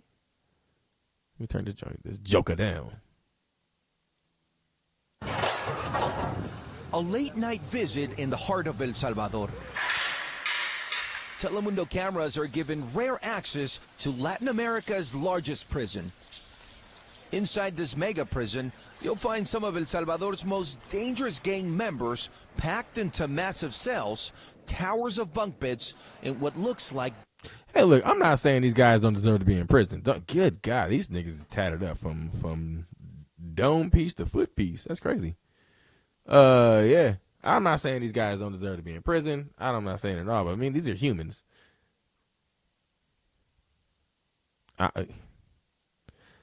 Let's continue. Bird cages. It's a source of pride for President Nayib Bukele that almost 2 years ago... Nayib Bukele. I said it fucking right. I knew I said it right. Yeah. Nayib Bukele. Yeah. Aha. Not racist at all. Declared a war on crime. A detention center the size of 7 football stadiums with capacity to hold 40,000 prisoners, the largest of its kind in Latin America. God damn, can we show heat on as here? The Center for Terrorism Confinement, it opened its doors in 2023 after the government declared a state of emergency. The move limiting civil rights and allowing massive arrests of tens... Yo, this looks like a slave. This looks like the pictures that they had on slave shit. Yo, this is insane. Hold on, wait, what? Old slave pictures. Let me just look that up real quick. Slave pictures. Slaves. Oh, slaves on boat. That's my slave, goddamn.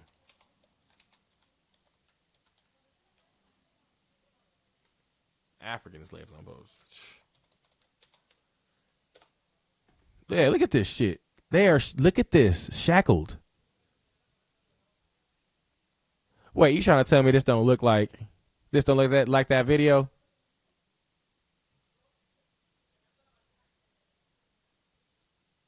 Bruh.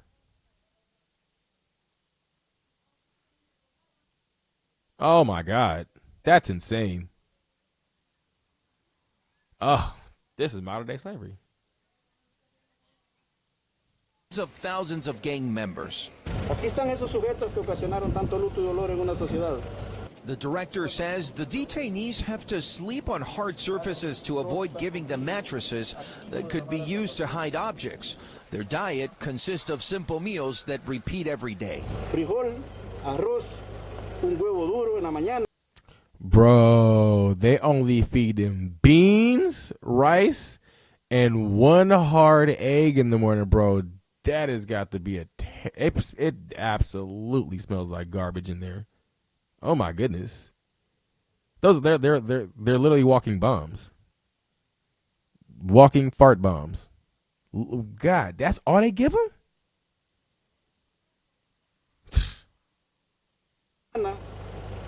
El menú del desayuno se repite en la cena. El almuerzo lo único que cambia un poquito de pasta y arroz. It's all Pasta part and of the rice. president's tough stance on crime that some say solidified his re-election Can you live off that? Well, obviously. Is that survivable? over the weekend. Bukele claiming a landslide victory with more than 2/3 of the votes processed. The president winning 83% of those votes. The government says the measures are working and the homicide rate has now dropped to 2.4%. This after just years ago, El Salvador was considered the most dangerous country in Central America. So, look, I can understand. Yeah, let me just not show that. Look, I can understand the reason why they're doing this, why they had to crack down so hard. You know what I'm saying? I get it. And I'm not saying they shouldn't, because, you know, the people, these gangs are really, you know what I'm saying, they were fucking up the community. You know what I'm saying? People who just wanted to live their lives. Doing some heinous, messed up shit. I understand and I get it. But in my opinion, man, like, this is my opinion. Hold on one second, man. My boy Sam McDuff calling again. Hold on one second. Now I got him on camera, so I can get him. Yeah, and that said, now I got him on camera, so I can get him again. Yeah, we back here live again, man.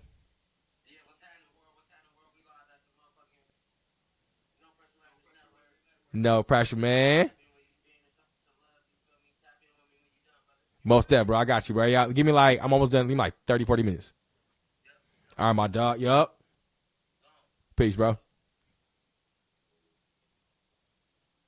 Yeah, my boy CM, man. So yeah, he called yesterday too, man. So, but my sound was all fucked up, so yeah, I wasn't able to get a good introduction. But yep, my boy CM McDuff from NPR, man. So yeah, let me go back to the prisons. So yeah, I get it. I get why they have to do this. But it's still fucked up, bro. It's just hella inhumane. And if in my opinion, if you there's other ways to do this. There's other ways to do this. And I'm not sure. Yeah, I didn't get to the reform part. Is there a reform process here? Let's see. But the massive arrests have come with criticism. Under the current law, children as young as 12 can now be charged. Them niggas got Crocs on? And wait, what did he say? Under the current law, children as young as 12 can now be charged as adults. Also, mass trials can be held. And international watch groups say innocent people are being caught in the raids. Many sounding the alarm last year, calling for transparency. We don't know if those who are being detained have committed a crime or are just there because they were tattooed and were in the wrong place at the wrong time. And for those who end up here, the director says there is no separation even between rival gangs, all sleeping in the same large cells with no rights to visitation. Bro, you gotta sleep with your op.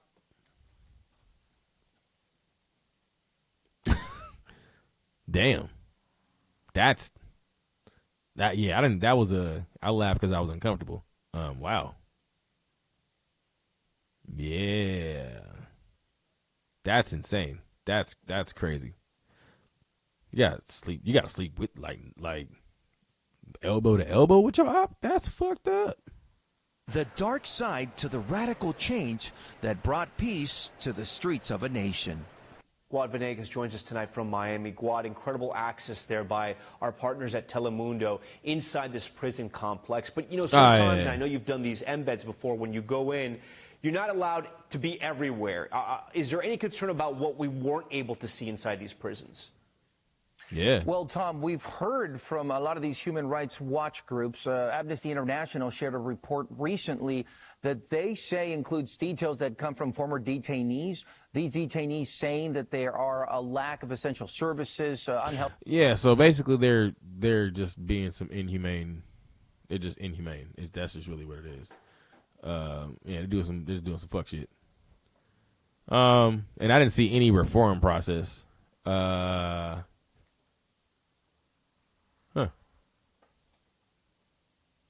Looks like Norway has the best reform process. Side note.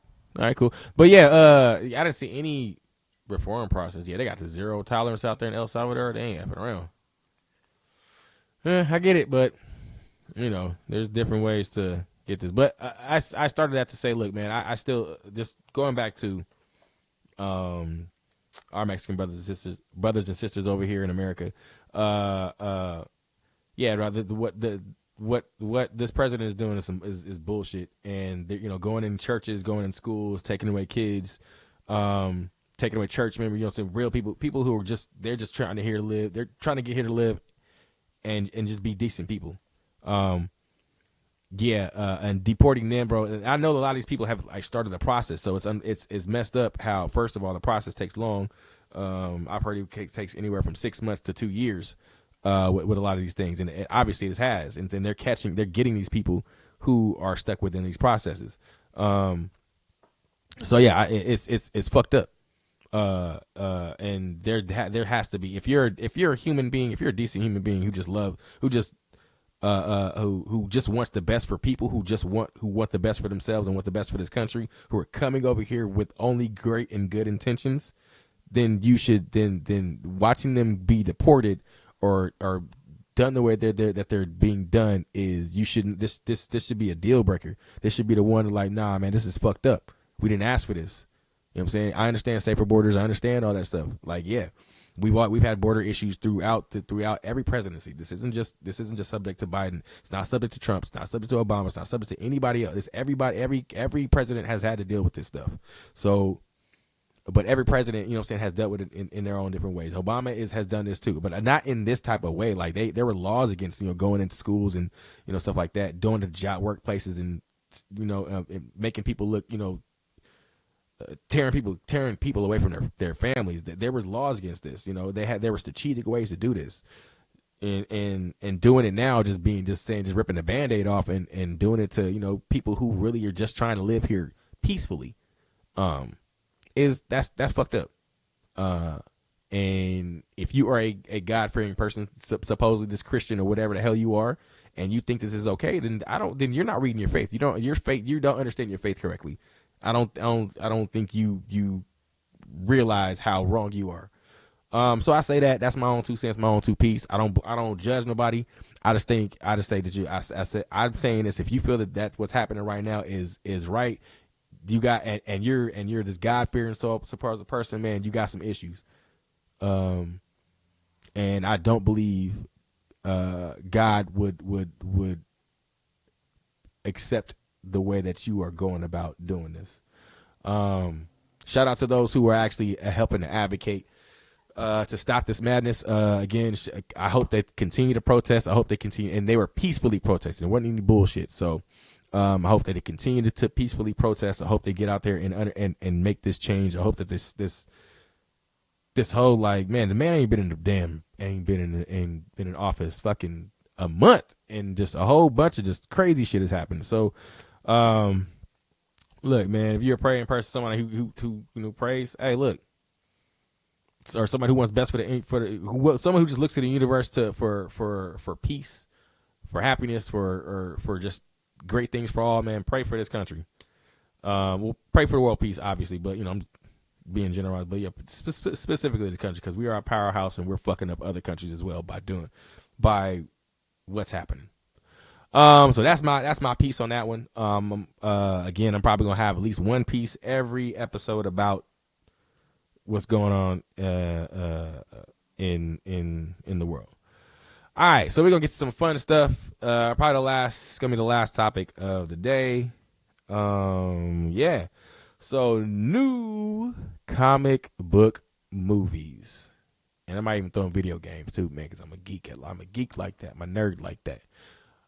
So they got new comic book movies that just came out. I think so. Captain America, Brave New World. This is starring Anthony Mackie as Sam Wilson.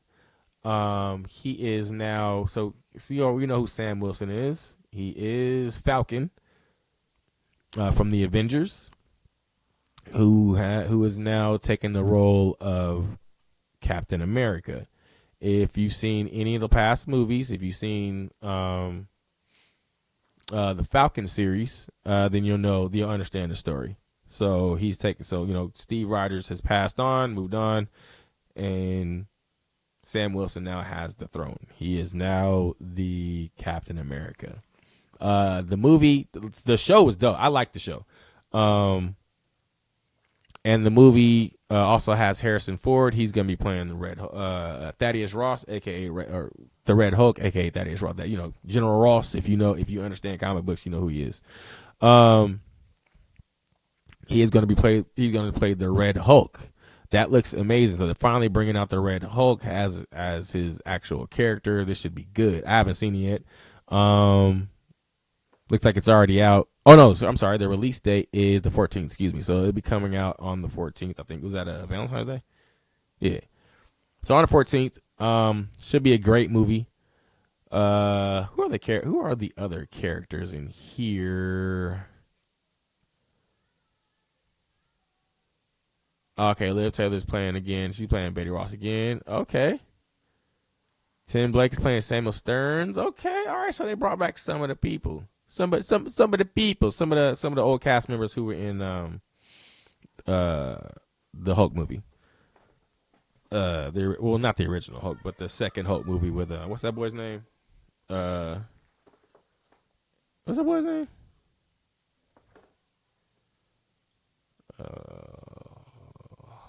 Hulk. What was his name? I'm mad. The Hulk movie. No, not that one, man. The other one. No, that one. The Hulk movie was terrible with Eric Bana. That also, yeah, but that movie was fucking garbage. No, I'll talk about the Incredible Hulk. Yeah. With Ed Norton. Jesus Christ, I couldn't think of the boy's name. Yeah, that movie was dope. That one. This one right here. Let me show y'all niggas. Yeah, this one right here, cuz. This one right here. Edward Norton. This one's fire. This is my favorite Hulk movie of all time. This movie was amazing. My bad. Let's go back to Captain America. Wasn't even showing it. So yeah, this is the thing. Matter of fact, let's watch the trailer for it real quick. There's been a new trailer for it. Let's watch the new trailer for Captain America: Brave New World.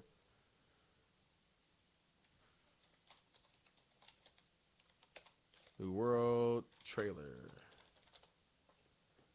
Here's the official. Here's a new one. You asked for me. Here I am. You want to help me? Is there anything you remember? Ladies and gentlemen, the President of the United States, Thaddeus Ross.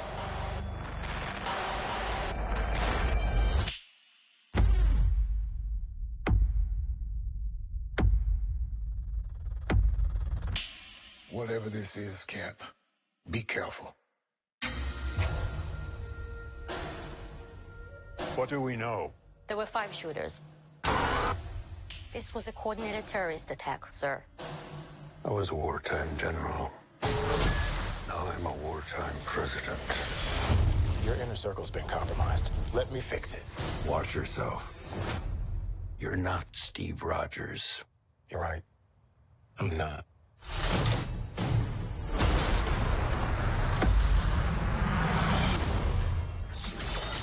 Wait for it.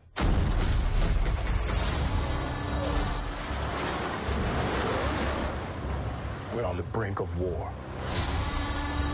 I can't trust anyone. Nothing about this feels right. Captain America. You ever ask yourself, who's playing who?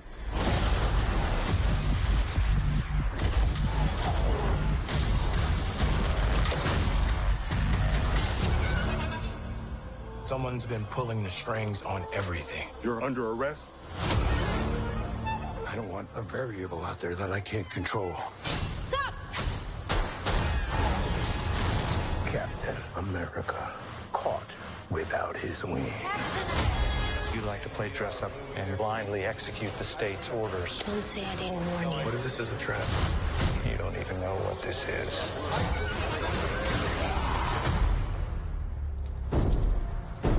Since when were they red?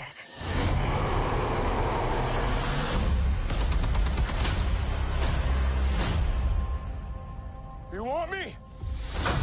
Come and get me!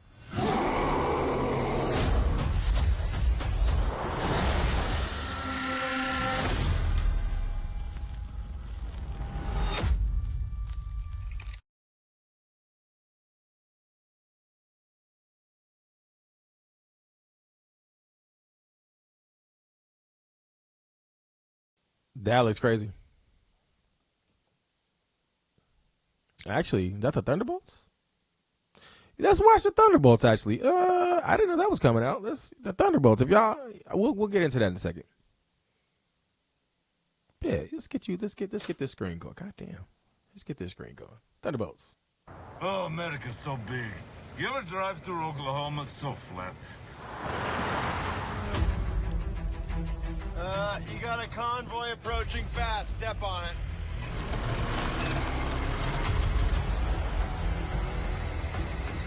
Come on, baby.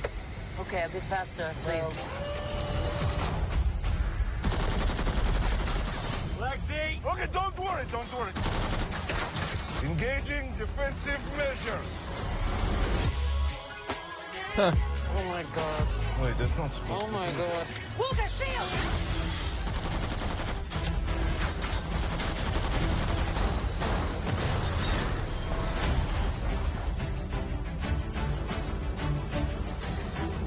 This is crazy. Is that Bucky? It's a Winter Soldier. That guy is so cool.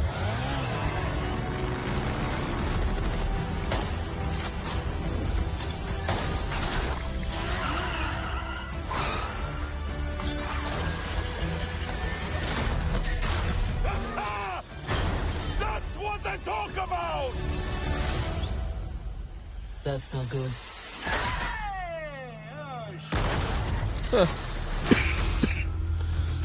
How crazy is it to think of all the monumental fights that happened exactly here where you're standing? I mean, the place wasn't cheap, but it's got good optics. Look at you. You are all so adorable. Eat shit, Valentina. Make up your mind. The assignment is... Oh, wait, hang on.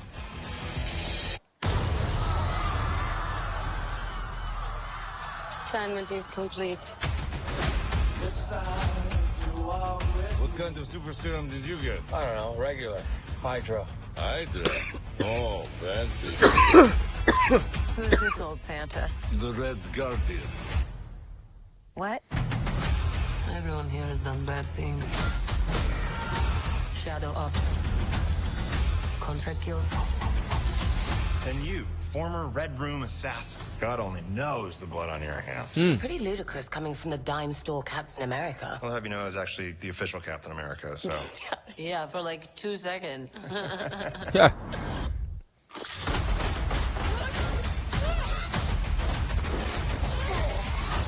It's getting so tense in here. Excuse me. I like how they're using a lot of the characters that they're using in some of these shows. This is sick. Who are you? I'm Bob.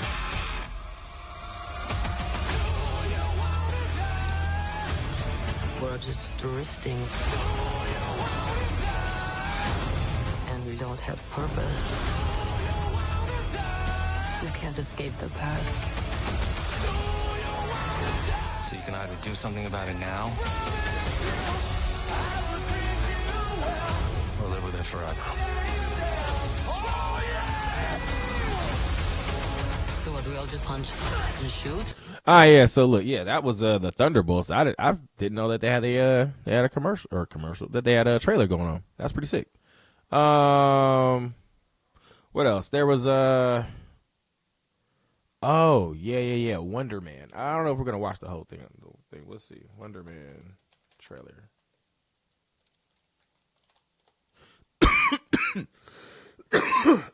Oh shit. Yahya Abdullah Mateen II. Okay. That's Wonder Man. Excuse me, goddamn. All right, so let's go ahead and check out Wonder Man trailer real quick, and then we'll do the Superman trailer, because these are some of the movies that I can't wait to see. I think Wonder Man's gonna be a show on Disney. So let's check it out here. Hold on.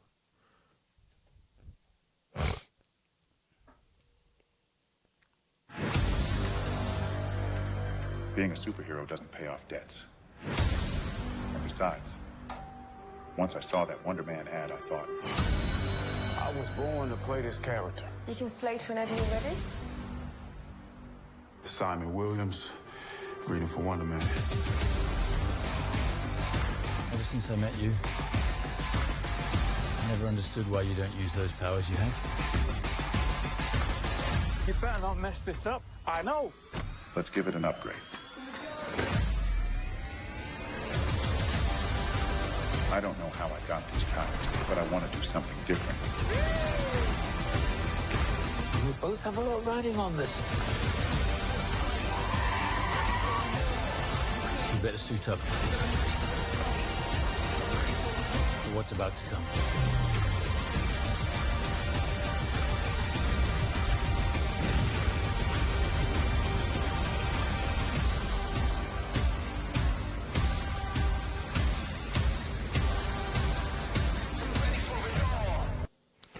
Yeah, that looks pretty sick. I ain't gonna lie to you.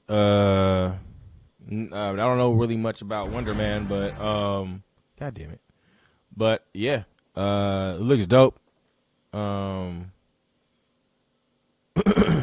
Yeah, I think he's he's DC. I think, is he? No, he's Marvel. I'm sorry, my bad.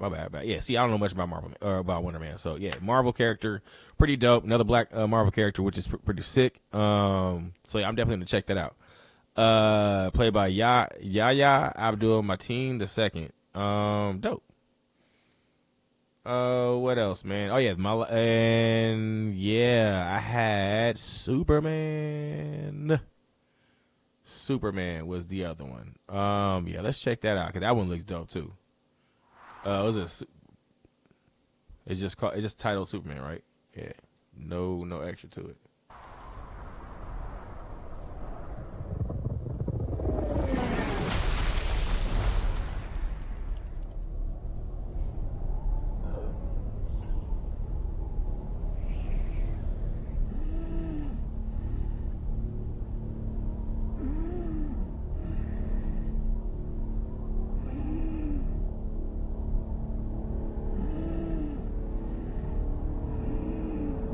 Yeah, it's dope.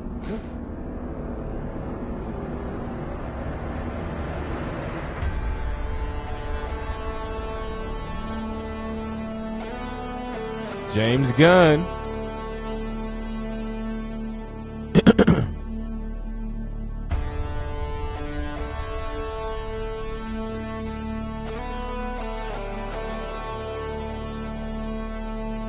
I don't really know how many more times you can tell the story of Superman, but here we are, I guess.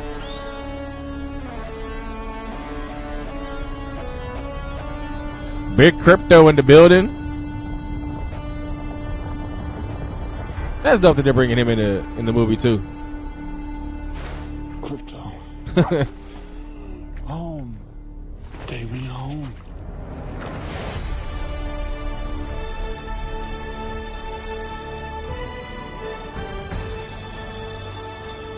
Yes.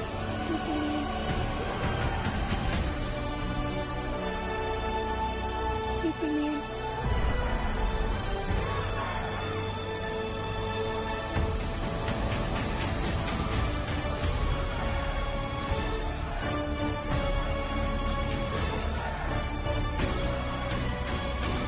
Yes, it's amazing.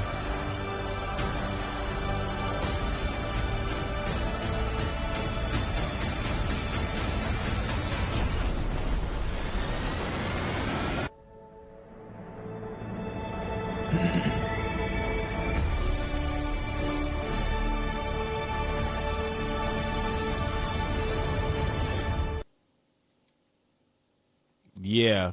That movie, that gave me the chills. Yeah, that movie looks like it's about to be sick.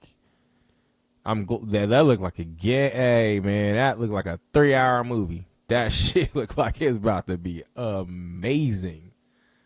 Amazing. Damn. Okay. Yeah, I'm excited for that. That one looks dope. Man. And then I think excuse me. Oh yeah, Daredevil. Yeah, I fucks it. If y'all watched the Daredevil show that was on Netflix, man, that's dope. That one was sick. Oh, you know what I haven't seen? I'm gonna react to that right now. I haven't even seen the new Fantastic Four trailer. Let's look at that one. Yeah, Fantastic Four trailer. I haven't seen none of it. What it looks like. All right, so let's brace ourselves. Let's buckle up. Yeet.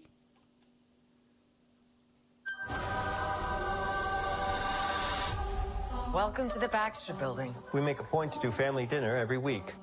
Sunday at 7, on the dot, no matter what. We're all here. Herbie, how's that sauce coming? Yeah, I'll be the Dope. Okay. Okay, is this guy good or what? I want to add a couple cloves of garlic. Not because it's not delicious, I just want to add a little bit of zip, okay? T-5. Before we went up the first time, you couldn't turn invisible. Ben wasn't a rock. The best pilot in the world right here. Yeah. Best looking, he means. And Johnny never caught fire. Ben has always been a rock. Johnny is Johnny. Hi. And I am right here. Whatever life throws at us, we'll face it together.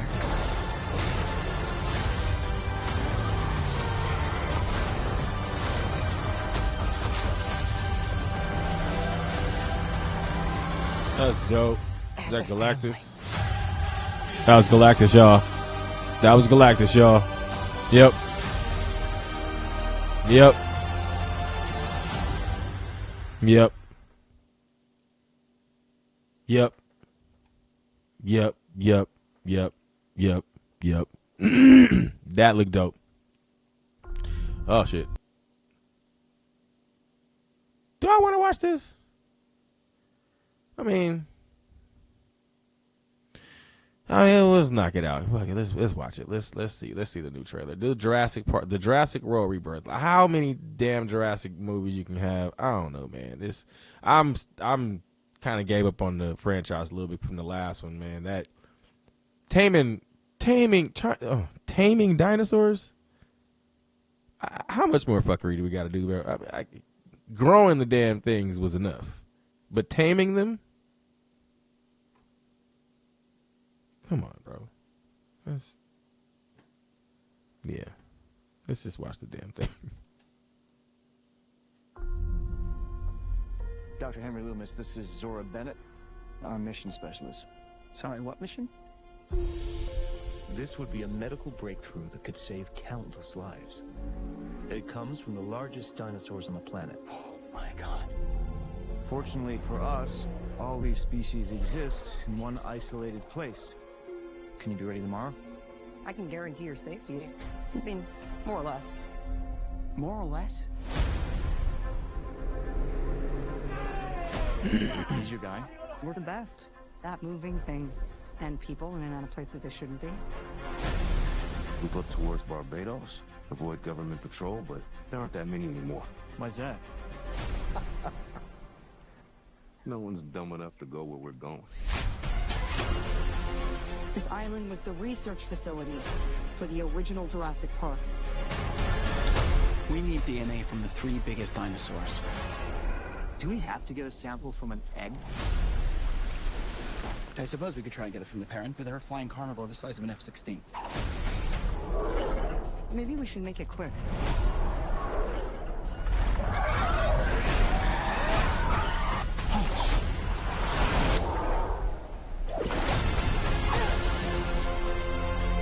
These dinosaurs were too dangerous for the original park. Please don't say they're raptors. They're raptors. The worst of the worst were left here. Come on!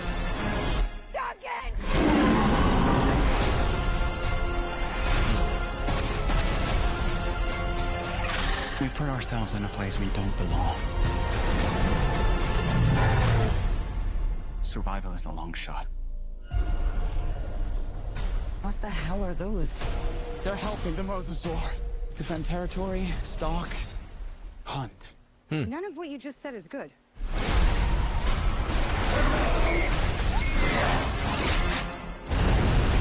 Come on, man.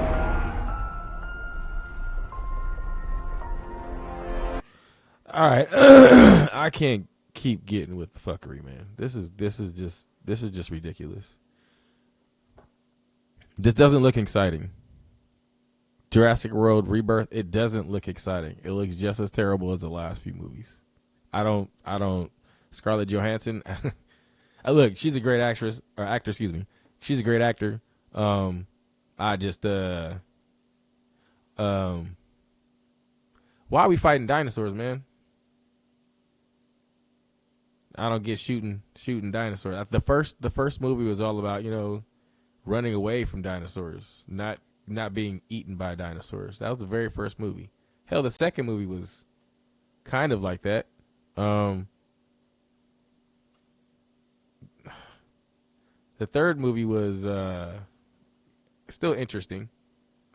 But the first movie, it was all about, having a park and people like an attraction, just like Disneyland. It was explained the same way. So that was, like zoos. That's what they were trying. That was the whole point. It wasn't to go out. I don't understand what's going on now. Yeah. They're taming dinosaurs, prehistoric, millions of years old reptiles, who's had the same type of meal for millions of years, and you're just gonna train them like that. Wild. Yeah, this is crazy. And now you fighting dinosaurs with shotguns. All right, man. I'm not watching that. And so look, so actually good news. I heard that Kevin Feige might be bringing back Jonathan Majors. That's a good thing, man. Glad there might be in talks of that happening. He's supposed to be in the new Doctor Doom movie. Just make sure. Let me just John Majors, Marvel.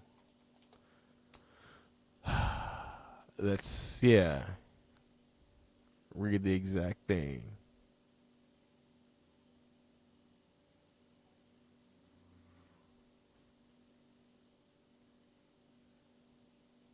So we get this from just Yahoo. This was published on the 3rd. Let's talk about it. Let's bring it in.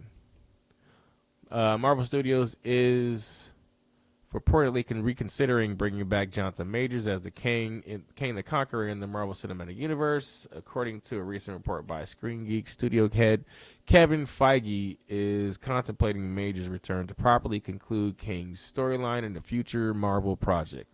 The news comes after Marvel Studios severed ties with the actor in December of 2023 following his conviction on 2 misdemeanor charges related to March 2023 incident involving his former girlfriend, Grace Jabari.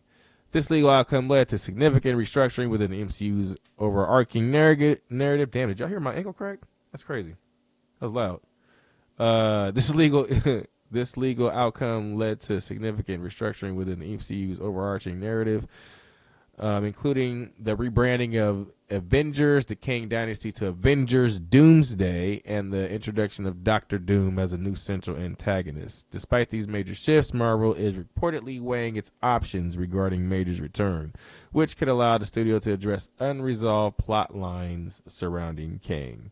That's actually good news. I'm glad that's actually happened.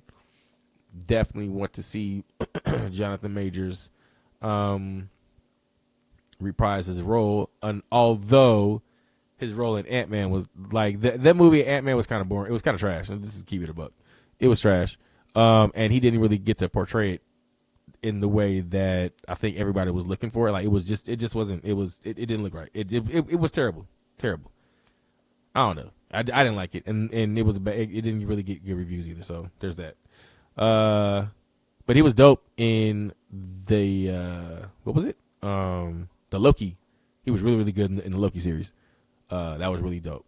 So I think that's what we were looking for as far as Kang the Conqueror when it came to the movie. So hopefully that they do bring him back for that. So yeah, that's gonna be it for my movie stuff. I didn't even get to the video games. We'll do that next episode. I'm actually gonna end it right here, man. I've been here for almost 2 hours, so this is crazy. It was fun though. I liked it. So yeah, again, I just dropped a new song with my boy CM McDuff. You just saw him on the call earlier. It's called Top Off. It's on my website, EugeneO'NeillBeats.com. It's right down there. You can get it there, or you can get it from Bandcamp. Just type in Eugene O'Neill, or if you really want to stream it, it's on Tidal or Amazon Music. You just type in my name, Eugene O'Neill, and it's there. Damn, talking about this long makes you tired. What else?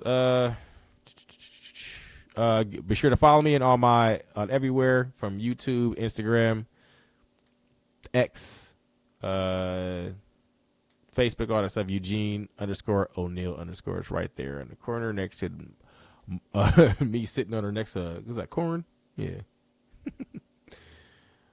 So yeah, this has been episode 2 of Gene's podcast, episode 2. Hope you guys enjoyed. And yeah, we'll get to episode 3. See y'all later. Deuces.